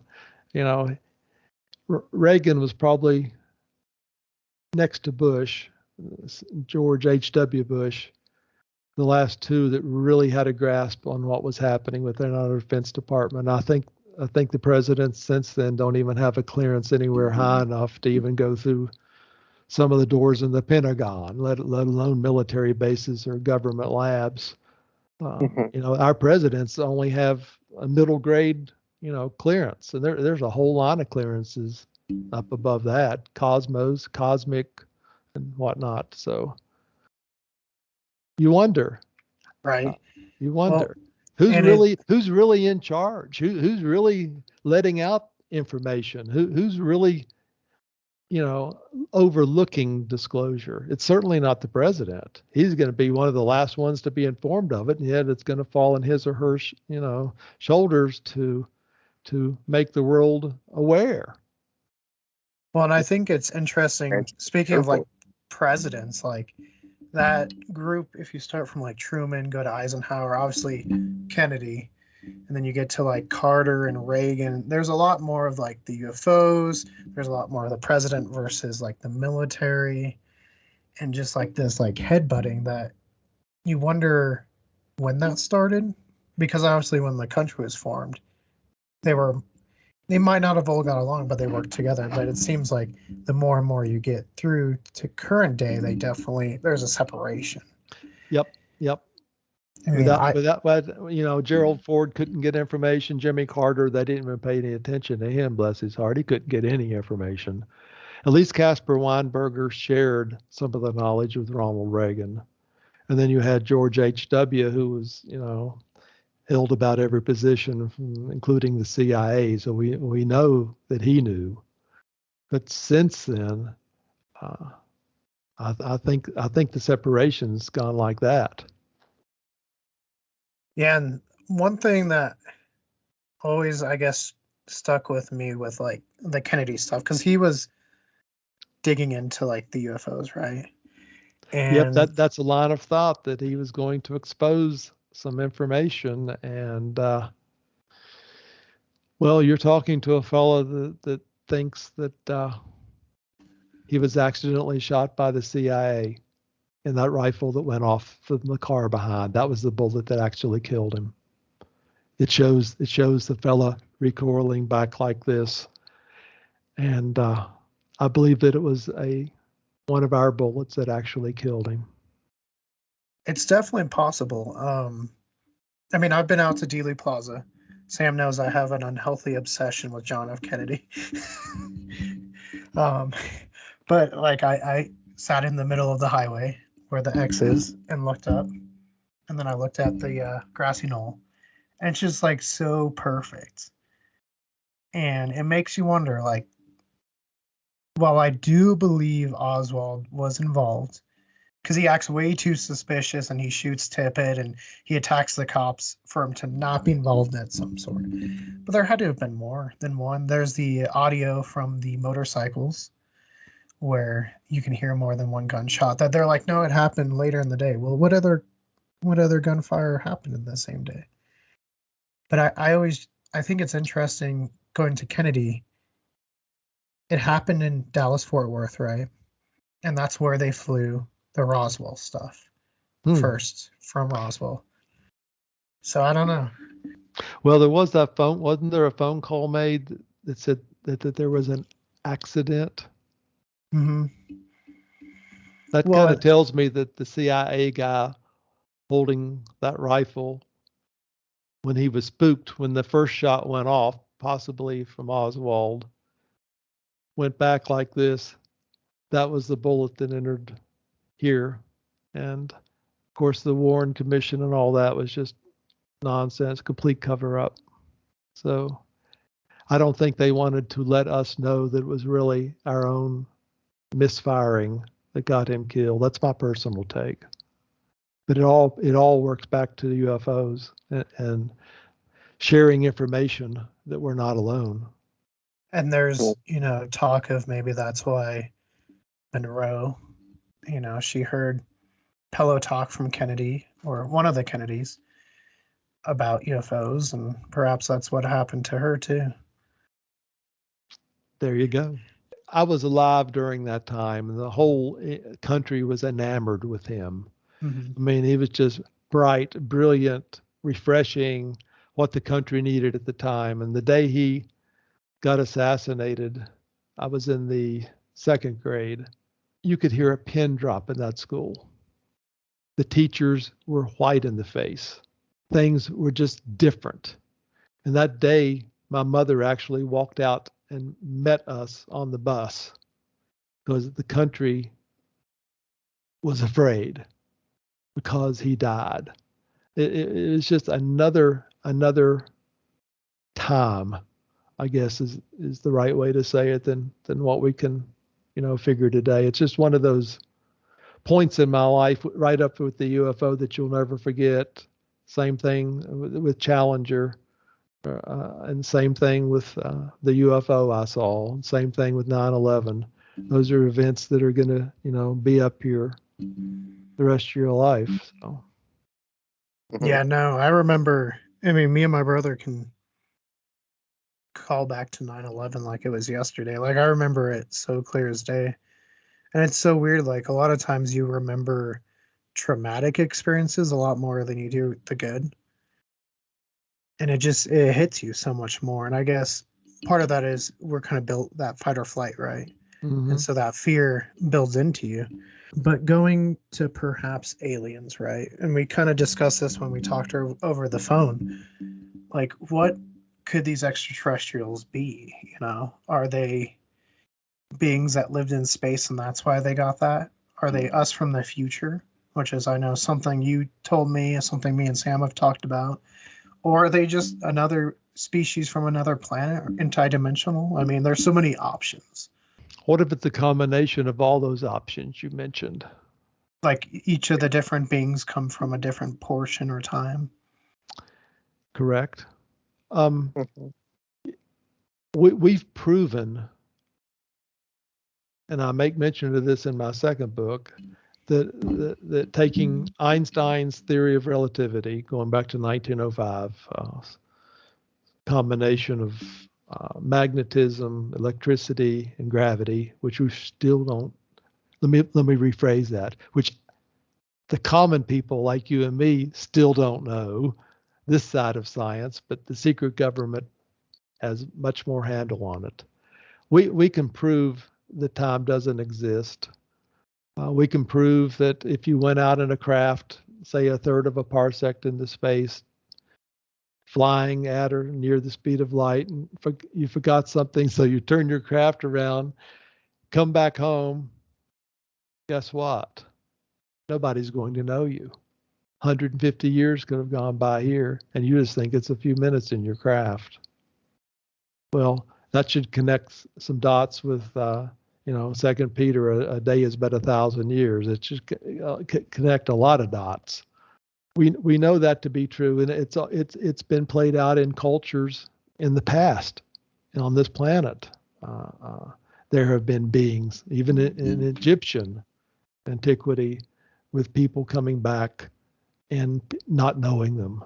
So this happens. We know that happens. So who's to say, especially based upon what happened in Rendlesham Forest in England in the 80s, that some of these crafts aren't from our future, and these beings in the craft. What if you're in the craft for, I don't know, 10,000 years of our time, which is very little in the craft, but if that's your home and you're exposed to all this radiation, your skin's going to become gray and brittle. Your eyes are going to become bigger because of all the blackness. This happens over time. Your heads are going to swell, less gravity, less pressure. You don't need muscles anymore. You can move yourself with your pinky. You don't have to get up and move 200 pounds with your leg. You can press off with your pinky and scoot across space because you're in a vacuum. So your muscles shrink up. What if your arms become real spindly? You don't need hair. It's just an inconvenience. You've learned that you can eat a wafer, much like manna, one time every 2 days or something, and you get all the nutrients you need. So you learn telepathy. So, your mouth becomes less needed. Maybe it gets smaller. I just described a gray to you. Mm-hmm. I mean, who's to say that some of these aren't us that have come back here, either for a specific purpose, maybe for historical reasons or whatever? And who's to say that some of the other beings, Sam had mentioned reptilians, which I definitely believe in, mantis people, Nordics, the list goes on, aren't from other Yep. planets. I mean, Pleiades are mentioned in the Bible, Orion. And these are significant places where supposedly, along with Zeta Reticuli, Cygnus, and others, that we've had beings come here from. So right there's two areas where the beings can come from, and then you factor in maybe another dimension or a parallel universe, and that's three areas. And we have a lot of the old, Aborigines, even in this country, that would go into these trances. I used to think it was all malarkey, and I don't anymore, because everything's based on frequency now. Even Einstein says the medicine of the future will be that of frequencies. And I put a lot of that in my most recent book, the Schumann resonance, 7.83 hertz versus quartz over 100 hertz, and the ability to store energy. But it seems like if you get your body to vibrate at a lower frequency, that you somehow, some way can communicate with beings in another dimension or another spiritual world. And I think that is a possibility. And I think that's what a lot of the Aborigines and Indians and former tribes, I guess is the right way to say it, a lot of them were able to do that. I think maybe we've lost that ability as well. We consider it a little crazy now. But we are learning that everything vibrates, everything has a frequency. We're learning quantum physics. I've made a mention that in my latest book that if you took a tuning fork, let's say B flat, and you ring it, you have 10 other tuning forks in the room. Only the B flat starts to ring. And that plays out in space. There's no distance in space. We think there's distance, but when it comes to quantum physics, that distance is blown away. It's like it doesn't exist. The same thing with remote viewing. I interviewed Dr. Paul Smith recently, who was all through the Stargate program. He was a remote viewer. And I asked a specific question. Well, if I ask you to remote view my neighbor, and then I ask you to remote view Titan, for example, the moon, how long does it take you between the two to do it? And he said, there is no time. You can go to Titan and pull back information or glean information from there the same amount of time here on this earth that you could pull information from somebody down the street. So that tells me, based on quantum physics, that we're all connected some way. And I believe that now, that everything's connected. Not only are we connected, but everything's connected some way, somehow. We just don't quite understand it yet. Yeah, and so you were talking about dimensions. And I don't know how many dimensions we're up to now. I know at one time when I was researching, it was like 10, something like that. Lately, me and Sam have been getting into a topic that I'm not a huge fan of, but it's interdimensional Bigfoots. And I don't know if you've heard this one, but I mean, now they're saying like the UFOs bring the Bigfoots or they're related. Orbs of light, Mm-hmm. shadows. So, do you think like Bigfoots are another interdimensional species, perhaps, or what we call Bigfoots, or are they just another being from in the stars or something like that? What if they're a being that has been here all along? Maybe our ancestors, maybe what we were initially before we were modified or created or tweaked, however you want to put it that way. And they actually have evolved on this planet to be able to do what you just said, whereas we have not, or we have forgotten, or we're not willing. Well, that's not the right way to say it either. Let me put it to you this way. Where's our teachers now? I think we have the ability. I think you and I, we all might want to do that. We might want to gain the power that Paul had, the Apostle Paul. He didn't have any powers. And we think that after the Damascus Road experience, that he instantly became an apostle. And that did not happen. He went to Saudi Arabia for 3 years of training before he became an apostle. The same Saudi Arabia, by the way, that I believe where Mount Sinai is, the same Saudi Arabia where Elijah and Elijah roamed. We don't know who his teacher was, but we know that after that 3 years he came back, he looked at Elymas and was able to blind him.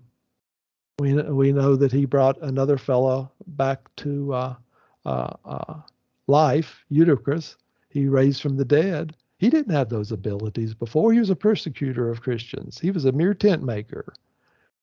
We have the ability, but where's the teachers?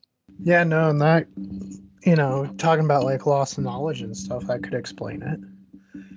How we could make all this grand things at least 2,700 years ago, right?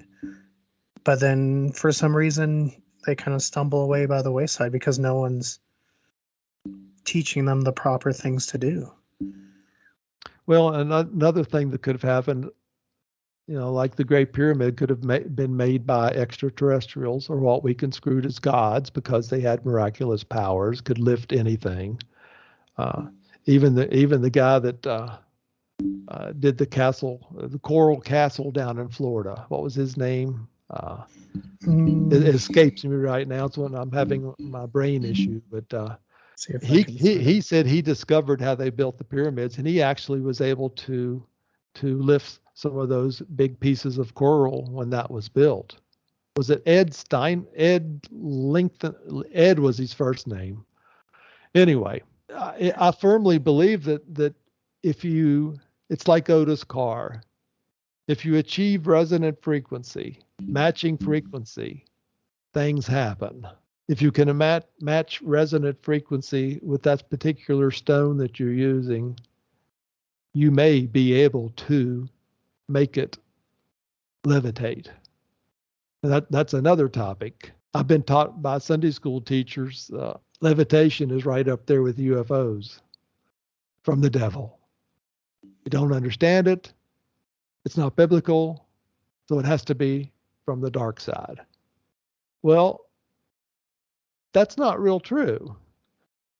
We've had Catholic saints who levitated, and they were venerated because they could levitate. We often depict angels with wings. The saint did not have wings. He simply was able to defy gravity. And when you see a lot of these old pictures with angels with their wings, we just didn't know how to paint the picture. Birds fly with wings. And if people are levitating or entities are levitating or flying, we had to paint them with or show them with wings to make them feel that they're show that they're an angel. But angels don't have to have wings. Angels fly. Look what happened with Gabriel in Daniel chapter 9. Flew in swiftly that time. He wasn't flying in the air. He was in a craft. No, and I think that's what's so fascinating is, like you said, hidden in plain sight, right? Mm-hmm. The most read book in the world, and so many people miss what you've picked up on. Well, it's just glossed over. I've heard so many sermons on so many of the topics we've talked about tonight. It's read, but then when they, leave the podium and start discussing what they just read, the key parts are left out because it doesn't apply. It's not part of the mantra or the agenda. So that's happened so many times that it's just comical for me now. So when I go to church, and I still go sometimes, I really enjoy the music. I enjoy seeing some friends. I really lost it the other day, flashing up on the board in front of everybody. I believe one of the versions of the Apostles' Creed, Jesus, the only Son of God. I lost it. Sons of God is mentioned throughout the Bible. In the New Testament, Galatians, Hebrews, Romans, we're all sons and daughters of God. And then in Genesis chapter 6, the sons of God came down. There's multiple sons of God. We're all sons and daughters of God.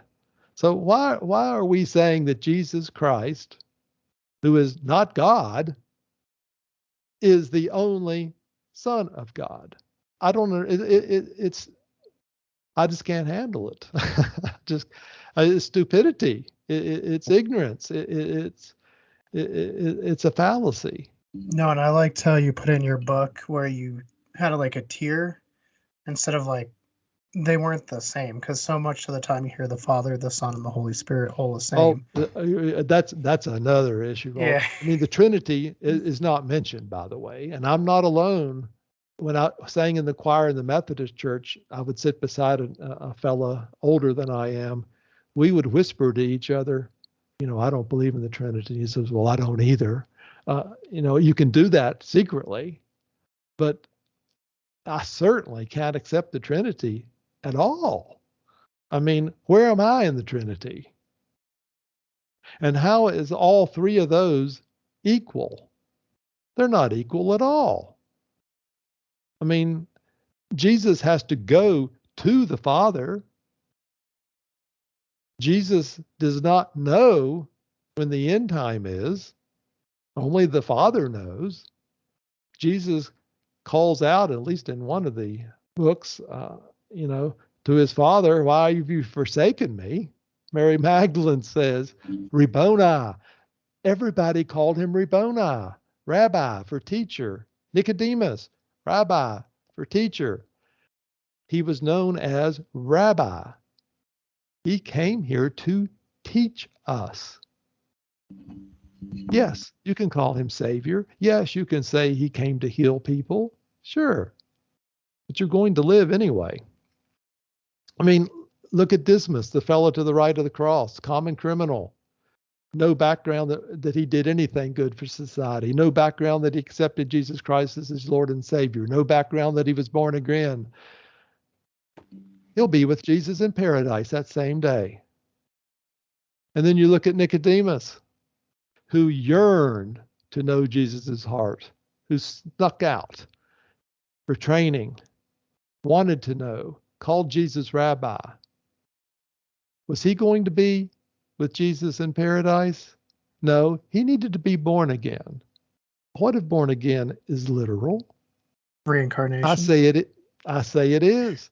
Now, that's not what the church is going to tell you. They have their narrow focus on what that means. Oh, you know, that's born spiritually. That's something different. Well, don't think so. In fact, I know not. You will be born again, another body, more training, and who's to say you're even going to come back on this earth or have, a human body? I'm not going to say that because my spirit lives regardless. I'm yearning to be like the Father, and whatever training I can get and whatever enlightenment I can get, I need to get. So, I'll go and incarnate where I'm told to. So you mentioned the name Mary Magdalene. Mm-hmm. Obviously, in some stories, very, very important. In other times, not very important, right? And is that just more of a viewpoint? And then there's also like Mary's chalice, which some people have called the Holy Grail. Like, what are your viewpoints on like Mary and her situation? There was a wedding at Cana. I think I mentioned that earlier as an example. There's a large part of me, more than 50%, that says that wedding was actually Jesus's. He got married to Mary Magdalene, and that created a little bit of a rift with the disciples because she was a woman and it was a man's world and whatnot. But she was with him all the way. She was the first one at the tomb. And what did she call him when she realized who he was? Rabboni. You wonder how all that worked out. And I wonder, can I guarantee that they were not married? No. Can I guarantee they were married? No. But a funny thing is, at the wedding in Cana, the mother was concerned, Mother Mary was concerned that they were running out of wine. But we don't know who the wedding was for. But for her to be concerned like that tells me it could have very well been for Jesus, for his cohorts that were there and her friends that were there for that. And it's kind of like Paul saying he knew someone that went up to the third heaven. The book of Enoch tells us that everybody goes to the third heaven. That's where we go. And that's what that really is. But you hear other preachers say, it's up above the stratosphere up above where the birds fly. I've heard all this. They just don't know Enoch. Everybody knew Enoch when the Bible was written. But it's these little dots that you are able to connect now. And my gut instinct tells me, and I'm much more in tune with my gut instinct now than I was when I was labeled as a, Southern Christian, that perhaps they were married. And that explains a lot. Now, you mentioned the Grail. I don't have a lot of knowledge on that.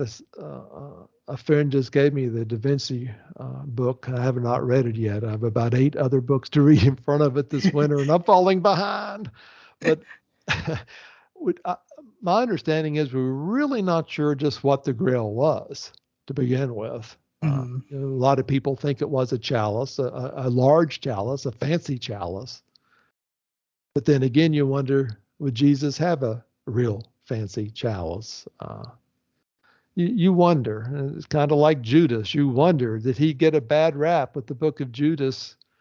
And we don't even know how Judas died. It's more conflicting information in the Bible. But if you ask me, I think he did get a bad rap. I don't think Jesus would have purposely selected one of the disciples knowing he was going to be deceived. I think that deception was planned, and he needed somebody reliable to implement it. And that reliable person was also the person who kept the money. And I think that Judas ended up getting a bad rap. I really do. Yeah, no. Sorry for getting off on the tangent. No, you're good. I was trying to find. There's a book I read about the chalice, Mary's chalice, where they think they found it. Hold on, I'm trying to figure out how long. Oh, In Search of the Grail by Graham Phillips. Have you read that one? No. Okay. Yeah, where he goes through all the steps, and granted, I wasn't there, so I don't know if it's true or not, but there's a pretty compelling argument that perhaps this small little oil cup was the Holy Grail because it caught the blood of Jesus, right? Mm-hmm. So I don't know. I thought it was interesting, and then of course Mary's just washed away from history, kind of, where she's there. You see her in paintings, but you really don't know too much about her, and it's kind of like a disservice to her. So. Yep. Another woman that gets, white outed. And who knows? I mean, lots of lost books have been found, so maybe we'll figure out more about Mary in the future. I know trying to find information at the Vatican is very hard.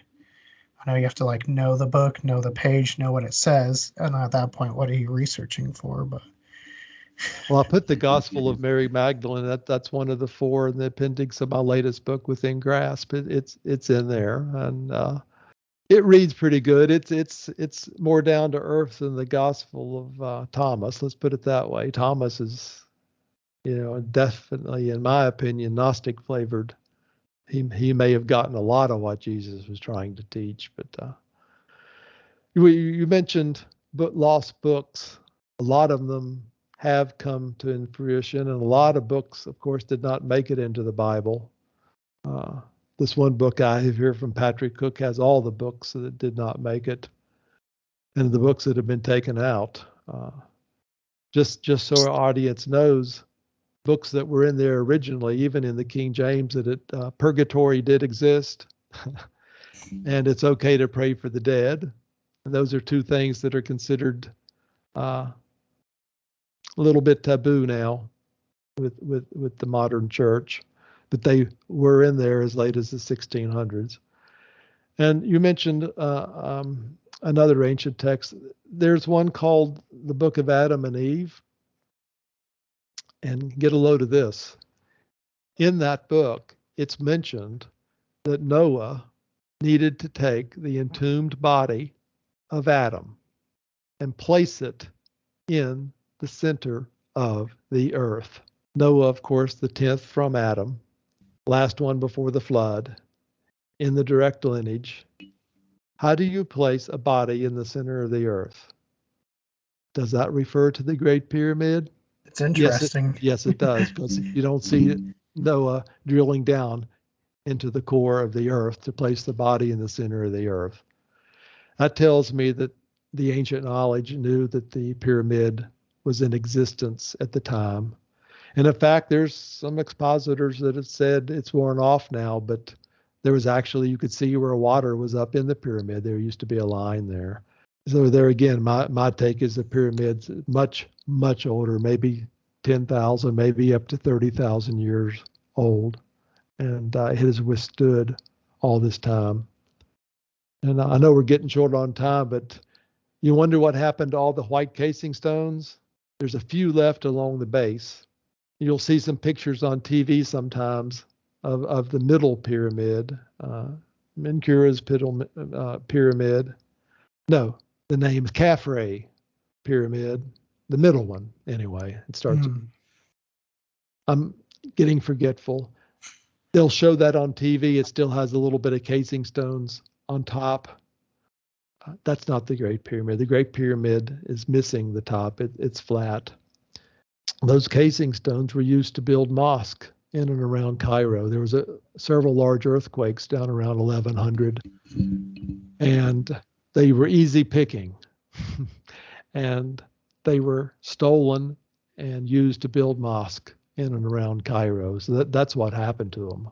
And of course, all the writing's gone. So it's just historical now that all those names were there and written in a language that we could not understand. At some points with history, it's always intriguing because there's that mystery, but then it's kind of frustrating because we'll never know, kind of deal. We have to get there with some of the topics we talk about. They're not that old.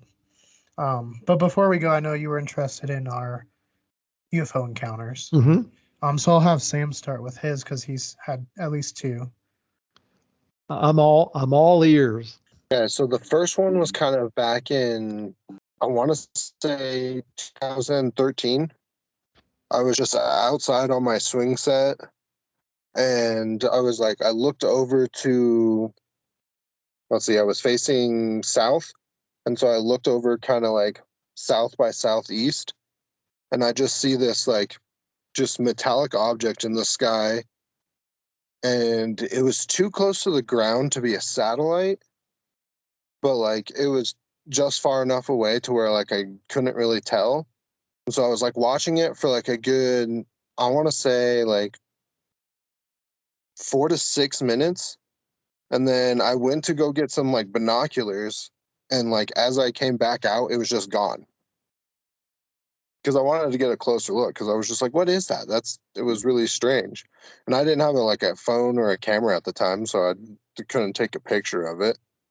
But like that was kind of one of my like first experiences with potentially seeing like a craft object. But like it was definitely, the shape of it was, I would say it was more like kind of more disc shaping.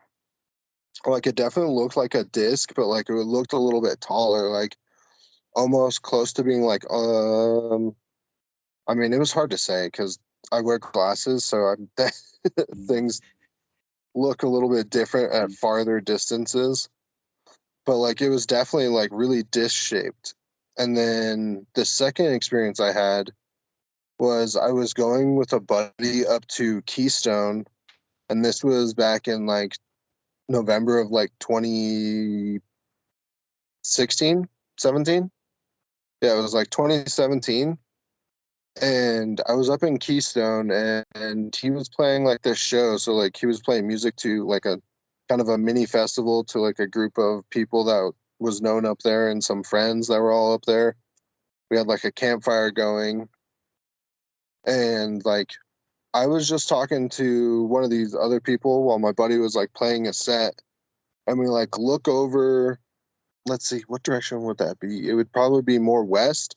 So we're looking more west towards like this mountain range, and like me and this person were like looking over there, and we just see these like there had to have been like six lights that you could see, and then there was some kind of like to the side on each side, and they're like perfectly like white, like abnormally like white objects, and it had zero reflection from my glasses. So like, yeah, I could see car lights, but there's like kind of like blemishes or blurs coming off of it. But like these were just like perfectly round, just like what's the best way to like it was like a form of white that was just like not it was like bright, but like not like blinding bright. And like they were just sitting there like kind of rotating around, and then all of a sudden it just like disappears. And like you were saying, I think the craft must have gone invisible because I didn't see it take off. But if it went really quickly, it could have just taken off. But the weird thing after that is like you just see we saw like we were just sitting there staring off on this direction for like a little while, and then you just see this like kind of flash of orange that looked like it almost looked like a fire was starting, but like it was just like this flash of orange, and then like it just went away quickly, and then after like I would say like a minute or two, just like car lights turned on, and then they were just like kind of like a car just drove away. So I don't know if we witnessed the aftermath of an abduction potentially, or there was something over there. But like I during the day when I was kind of like looking around at the mountain ranges, I didn't see any structures over where that area was at. But it was still very weird because like it was like above the tree line, but like it was in front of the tree line too. So it like wasn't like it couldn't have been a structure because something like that would have been very visible to see like before like kind of the sun went down in the nights.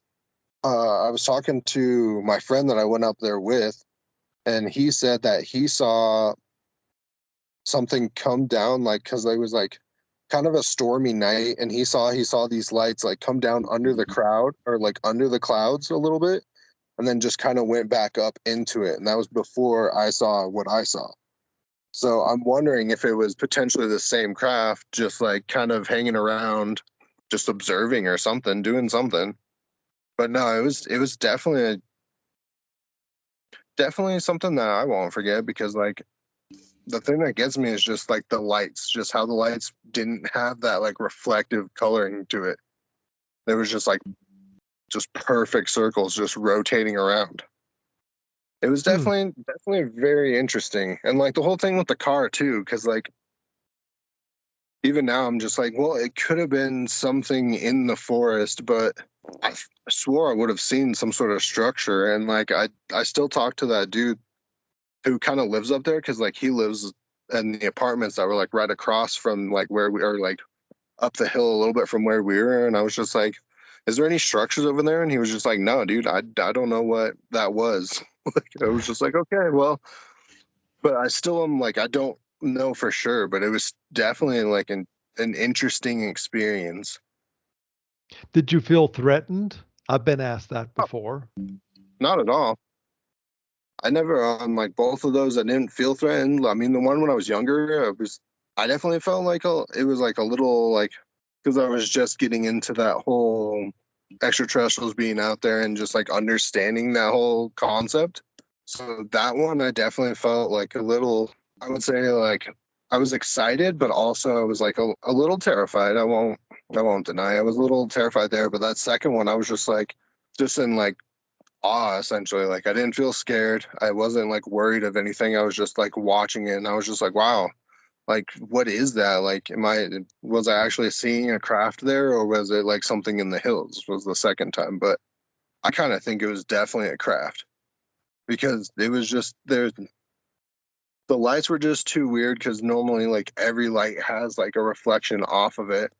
Like even right now, I'm like my hat is covering the light above me, and I still see the lights from the reflection coming down. So like that one to me was just like, no, I'm pretty sure I saw a craft. I don't know if it was, I don't know what was going on. Like maybe it was the aftermath of an abduction, but I'm not too terribly sure. I can't say for sure. The whole thing with the car was like really weird because I don't know. It was just a weird kind of like things to happen, and I can't really explain it. Hmm. Interesting. Yeah, When you say abduction, as in human or animal? I would say human because there was like the fact that that car light turned on like like couple minutes after that like flash of orange after the light kind of just after it disappeared. Hmm. 'Cause, like the lights all like completely like just disappeared, and then a little bit after that was like a flash of orange, and then a little sometime after that, like I don't wasn't really paying attention to the time, but like I'd say like a couple minutes probably went by, and then our car lights just like turned on, and then they sat there for a little bit before driving off. So like, Sounds like you witnessed like a Barney and Betty Hill event. yeah, I that's what I kind of assumed, but like I just didn't want to be like, yeah, this is definitely what happened because I don't know. I was seeing it from afar. Interesting.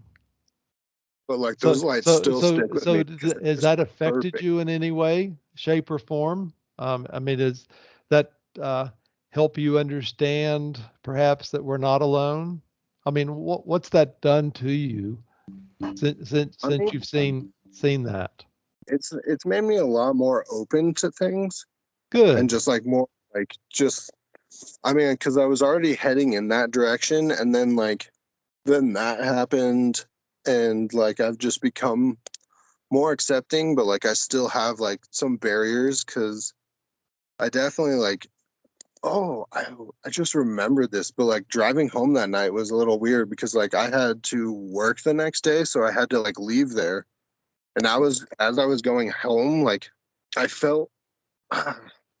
I mean, this is gonna be weird to say, but I felt like there was like as I was driving home, I felt like there was like shackles on my mind, and I could feel them kind of like breaking a little bit, if that makes sense in any way, shape, or form. But like, there was definitely a weird experience with that, whereas like I felt like something was like a clamp that was just like loosening up. I don't know. It I, was I, weird. I need to absorb that. I think I know what you're trying to say. I just haven't heard too many people have that Explain it. experience. Well, I mean, everybody's going to explain it a little bit differently, but that Sure. almost is like me when I said that I've experienced this freedom in spades. It's like the shackles have come off, the weights have come off, Mhm. and I'm free, and my mind is so much more open now than it was before, and I'm more receptive to all the religions that I weren't before. I mean, I grew up here even until recently, still taught that Christianity is reality, everything else is just a religion. Mhm. Well, I don't believe that anymore. I mean, Sure.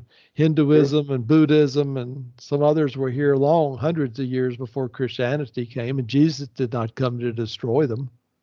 He came to build everybody up.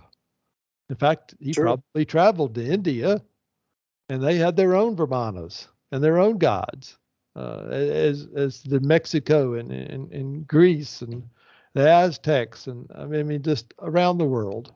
And I'm much more open to that now. They all came to teach us and to share us, and we interpreted them as being gods. So I'm right up Mhm. there with Eric Van Daniken, or Daniken with that. So ancient alien believer I am. Agreed. Nah, I've definitely become a little bit more open to that and like looked into a lot of the religions because I think they're probably all a puzzle piece to the bigger picture that it is. They'll just say it like slightly different. Yeah, look at Buddha. You often Oh think yeah. that Jesus may have been, hell, he's special. He had a virgin birth. So did Buddha. Hmm. I'll just put a period there, and let that Heracles. percolate.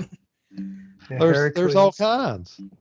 I mean, there's a list of them, and Buddha was able to, let's just go ahead and say it, levitate, move from point A to point B fast. He could walk Hmm. on water, and and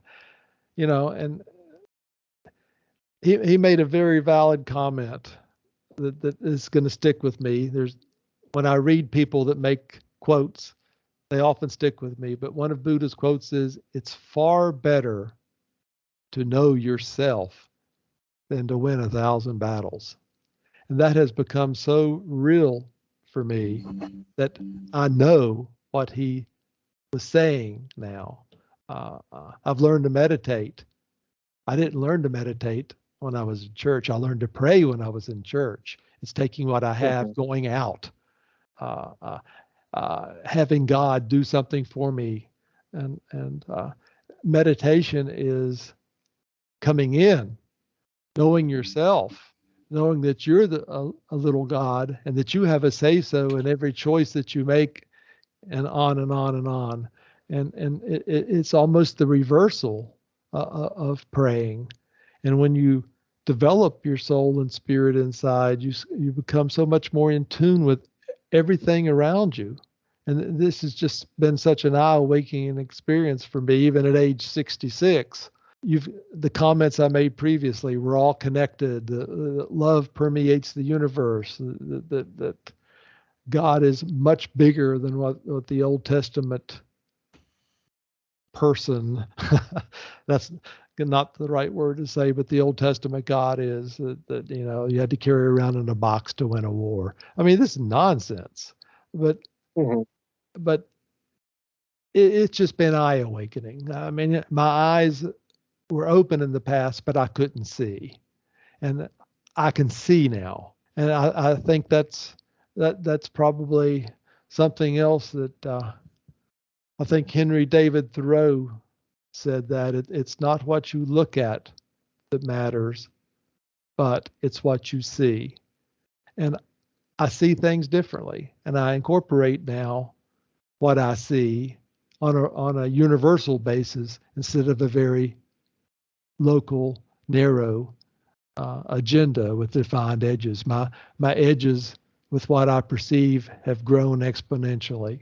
I would definitely agree with that because I've definitely come to like actually think about it and see it. Like I've definitely seen a lot more now than I had back then. Like I was very kind of tunnel visioned, and now I'm kind of I think we like all were. That we're a product of our environment, and that's the way we were brought up. true, true. No, it's definitely been a big change, big change. Still changing too, still learning and wanting Oh to learn yeah, more. it's a Terrible. continual process, and you'll realize that nobody's pushing you, nobody's holding you back. You're on your own path. There's 8 billion of us on this planet, and no people are on the same level or same stage of evolution, if you want to use that word, or development, or enlightenment, or increasing your consciousness, or whatnot. We're all on our own little paths, all learning as we go, and all heading towards the light. Yeah, I definitely would agree with that. That plays right into some of my near-death studies I've done. I'm going to reach behind me and grab one more book real fast. There's several out there that I subscribe to. Of course, Raymond Moody was the one that came up with that. He was a professor at nearby UVA here where I live. I'm in between Roanoke and Lynchburg, and wrote a book, Journey of Souls. If our watchers and listeners want to read something that's captivating, it's one of those books you can't put down. It's his life study. He takes 29 case studies of people in regressive hypnosis and whatnot, near-death experiences and whatnot, and writes them all. And the one common thread with all 29 is something that you've probably heard from the Aborigines. We all have a guide. When we die, we have a guide. Now, we immediately think it's Jesus or it's God. Well, we have a guide because we're all in the spiritual realm, and your guide is spiritual too. You're neither male nor female, just like God. But that guide will enable you to envision everything you did and everything you've said from the recipient standpoint. You will not only realize it, but you will experience it. Every good word you said, every bad word, every hurting word, every inflection, you will experience it from the other side. And you will have a group of people that are really, you don't know this now, that are really your best friends in the spiritual life, because you all are very close knit. You all are working as a group, sharing each other's experiences from all these lives that you've had, and you all share a guide. And the guide is not Jesus. The guide is just 2 or 3 steps above you. And it'll be a joint conversation. It's really not the right way to say it. There's no real words how to describe it, but you may have had a choice in this life that you have now. Let me just say that for things you needed to learn. And I honestly believe that for me in my life now. And guess what? I have not mastered them yet. In fact, I've screwed up almost everything. So, I'll have to imply and ask for forgiveness, which I do daily. And I know that I will be forgiven. And I know that yet there'll be perhaps another way to attack my weaknesses as I go on, because the purpose of my life is to grow. And that's what I will say on that subject. I mean, the Bible says, God knew us before we were born. So you can take that as you wish. That applies to Jeremiah too. I think that's really letting us know that we were in the same plane, same level of the spiritual existence before we were born. And the church would tell you now that just means that God knew that he was going to create you. So, it's funny how all these things get turned around so they purposely fit, the plan or what's been taught for 1,600 years. Now I realize that's not what it means at all. You can throw saved, you can throw born again, you can put, God knowing you before you were born, all on the same coin. It all means something different to me now. Just like Nicodemus being born again. It's something different for me now. Did I stump you? Did I break up? I'm just processing it. Definitely just processing it. See, for me, it's fascinating because, I don't know, my UFO experience, I guess, affected me different than you guys. Like, for me, I don't know. It's hard to describe. Like, when you ask Sam how it affected him, I was trying to think, like, how did that affect me? Like, when I saw my stuff, and I don't know. What did you see and when? So it would have been 2008. And we were in Crystal Valley, so it was nearby where Sam lives and where he saw his stuff. But I remember my uncle who lives in Wheat Ridge called and said he saw something like dancing around the sky, like a little light, and it was dancing. At the time he had footage, and you could see like the light pole standing still, but the light like dancing, right? Stars don't move in that fashion. And so we went outside to look, and we didn't see it, and so we were bummed. But eventually, the same day, we while we're still on the phone, we were like, "Hey, we see something now." And so we hung up, and me and my brother got my dad because there was like this like light, and I always say it was like going like this, like pulsating in the sky, like red and yellow. And my dad, he looked at it, my mom looked at him, we're like, oh, we have no idea what that is. So we got in the car to go up over the hill. And then once you get up over the hill, you can go down to our major highway, I-25. And so we're coming down, and it looked like, I swear it looked like it was above the highway, maybe just behind it. But it didn't seem like any of the cars had seen it, but it was just going in and out, in and out. And finally, when we were just about to get towards the highway, it went out and it was just gone. Like it was there and then just gone. A couple days later, we saw like a boomerang shaped craft come over the house. And I remember it like it had three lights. One, like if it was like this, there was a light on either side and then one up the top. And that craft I tend to write off. Perhaps it was just military, but I can't figure out the light. TR3B. I don't know, but it was just weird that it happened so closely to that one light. But it was so silent, like you couldn't hear it or anything when it flew over the house. And we used to get planes all the time over there, but that light, it was unexplained. And it just was different than I guess I pictured UFO being. Because, you always think of UFOs like the flying saucers you see in movies and stuff. But the further you get into it, I guess you do see like these lights and these Sure. pulsating spheres and stuff. Different beings from different, realms. Yeah, and it was just so weird. Like I can remember it clear as day, but it didn't like change me compared to like the ghost experiences we've had. Because we grew up in a house that was, I guess you could call it like demonic haunting if you want to use that term, just like malevolent type of spirit. To the point, like I think honestly now, and Sam hears this all the time, like when I dream, if it starts out good, it'll devolve into that house and it becomes a bad dream. So I guess I've taught myself not to dream. So I guess more of my ghost stuff opened me up. And then the UFO is just kind of adding, like Sam was saying, a puzzle piece. So it's kind of just adding on. But yeah, that's mine. It's not as exciting. It's just like a weird It sounds light. like yours was one of those type of crafts that could morph itself or morph its shape into anything or even in or out of existence.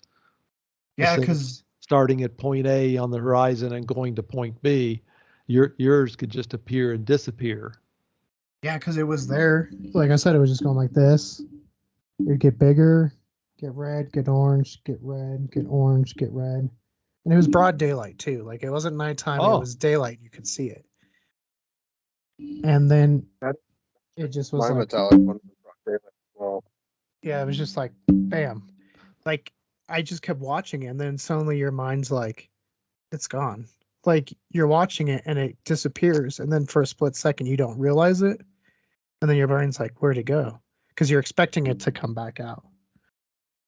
So that's how mine was. how far away? Uh, shoot. Sam, the top of Crystal Valley, that park to the highway, how far do you think that is? A couple miles? No, maybe a mile? You, yeah, I would say like maybe 3/4 of a mile. Yeah, so it started off about 3/4 of a mile, and then it ended up maybe a couple hundred yards, like less than a football field. Hmm. And it didn't seem like it was that far. Like we were looking, because it looked like it was right over the highway. You think you were supposed to see it? I mean, it's possible because I don't know if, I mean, I never asked anyone around if they had seen it. But for my uncle is here in Wheat Ridge, which is about 45 minutes car driving away. This weird thing, and then he calls us. We don't see it right away, and then it appears. perhaps we were meant to see it. Maybe it is that next step in whatever progression we need to take. Like, I felt like I've always been pretty open to like the paranormal, like I said, with my dad's experiences and my experiences. My uncle had experiences. So maybe it was just, progressing my knowledge that way. Interesting. I don't know. It's just weird because, like, when you guys talk about how the UFOs changed your guys' lives, it was like that, but with ghosts for me. I feel kind of sad because you guys have that like shared experience. Well, I'm just like over here. if I wasn't so involved with what I was doing at the time, it wouldn't have jerked the rug out from underneath of me like it did. It was pretty much a Damascus Road experience for me. So, but in any case, I'm glad it happened. I feel fortunate that I saw it. I'm happy with who I have become since then. And I'm looking forward to developing and finding and realizing more truths as I continue on this path. Yes, no, and I I, feel I that. think we can all agree there. And I always thought it was interesting that I experienced something, Sam experienced something, our friend Alan experienced something, and then they were all separate, and then we all came together. And it's like, did that bring us together unknowingly? And each of our crafts True. were different. Exactly, and Yes. that's what makes it so fascinating. And we only got to see them for a little bit. Mm-hmm. Yeah. I know. Yeah, because they were real quick. I'm so disappointed that it was in 2008 and not like 2018, because then I would have had the phone, because we had enough time to drive up the hill and go down the hill. Like, I could have pulled it out, right? Mhm. Or dash cams. We all have dash cams and stuff, and I'm like, dang, like technology. If it was just that hair much faster, we would have caught And it. people wonder, why don't you have a good picture of an alien or a Bigfoot and all this and that? When I saw my craft for the short the last thing I was thinking about was trying to find my cell phone. Oh, I got to get a picture of it. That wasn't Yeah. what I was thinking about. I was trying to ascertain just what am I seeing and am I really seeing it? I mean, that's what you have to process first. And what are you seeing? Well, and that's very similar to the first time I saw like a physical, like ghost or whatever it is. And me and my brother had shared a room at the time. And I remember, because we go in the room, we had a bunk bed. So I put my hand to go up the bunk bed, and I look, and there was something. And we always call it the penguin because at the end it like waddles backward like a penguin, but it legit just looked like the ghost in it, like a sheet ghost. How you used to see people just put a sheet over, and that was the ghost. Like it, Casper. yeah, it had no shape. It was just that, and I didn't know what it was, and I was just so enamored by it. Like, I remember like going, "What is that?" And I reached my hand towards it because I was like, maybe it's my dog's. I don't know why, because it was almost as tall as me. But I remember when I reached out towards it, that's when it like waddled backwards like a penguin. And then of course, I was like 9 or 10, so I flew out of there. But yeah, I mean, it's so true. Like, when you see something, you're not like, "Oh, we got to record it right away," unless you're out there doing that already. You're like, "Whoa, what is that?" You're like trying to process it, like your brain's trying to catch up and understand it more. I mean, that's so true. So, I mean, even if you had your camera, then there's the focus question, Mm-hmm. especially for something going in and out and you don't know the distance it is. Are you going to put it on auto? Are you going to try to zoom? As soon as you try to zoom to get the close up, your field becomes so small, you can even lose what you're trying to see. And then all of a sudden it's gone and you missed everything. Right. Well, I think this has been fun. I think we've all Me enjoyed too. it. I've enjoyed it. Yeah, no, this is Thanks for good. having me. I've really had a good time. No, thanks for joining us. And before you leave, why don't you tell the viewers where they can find you or find your books? It's I closed down the original website, Crossing the Crevice, and replaced it with my second book, Within Grasp. So they can find me at withingrasp, one word, .net. there you'll find a description of both books. They're both available on Amazon. There's a link to get to Amazon from that site. And there's also a place to email me there. So that's where you go, withingrasp.net, which is the title of my second book. Yeah, and I definitely recommend the book. We had the book review. That's my first book. Yeah. That's my second one. It's you'll find it on. Let me make sure I don't wink out there. You'll see it available on Amazon, maybe. I'll put it on. I'll put it on. There. Oh, there it goes. I'll hide behind it. Anyway, it's a lot more spiritual, by the way, and you'll see that my view on God has morphed, so to speak, even since I wrote Crossing the Crevice. So yeah. Anyway, there's some good interviews in there with Barbara DeLong, with Reverend Michael Carter, who's had visitations, by the way. I interviewed just a layperson Christian that I did not know. I was going to interview maybe 20, but there's no way the book could have been scientific. So I just did one, just to give the reader a gist of where Christianity is today. And the interview went pretty much like I thought it did or would. So anyway, Barbara DeLong's in there, and of course Barry Downing is in there. So there's some good stuff in there, as well as Barbara DeLong's experience with an NDE, how real they can be, because she had a friend who passed, and she found herself in this tunnel that I previously mentioned with this friend. And a dog approaches them, hops up on them both, licks them. Then the friend goes towards the light. Barbara finds herself waking up in bed. She's covered in dog slobber. So she experienced physical effects from being in that tunnel, even though she never left the bed. So it's an interesting interview, amongst other things. So anyway, that's where you can get both of the books, should they be interested. They're available on Amazon. And I've had a great time, fellas. I've really enjoyed it. Really enjoyed listening to each of your encounters, and we have something in common. Yes, and I agree. We'd love to have you come back on when we do our review for your second one, and then hopefully we can get Alan and talk about the Phoenix Lights as well. So awesome. Yeah. Well, you have a great rest of your night. Thanks. You guys too. Appreciate it. Once again, our group wants to say a big thank you to Wallace for joining us today on Culz Interviews. We had an absolute blast, and we'll definitely have to do a part 2 once we read his second book, Within Grasp. Most of our questions today obviously dealt with just Crossing the Crevasse, which we have a review as well. But yeah, if you guys have questions that we can ask him next time he comes on, put them in the comments below and we'll make sure we get to them. But until next time, if you want to see more Culz Interviews, click that link to your left.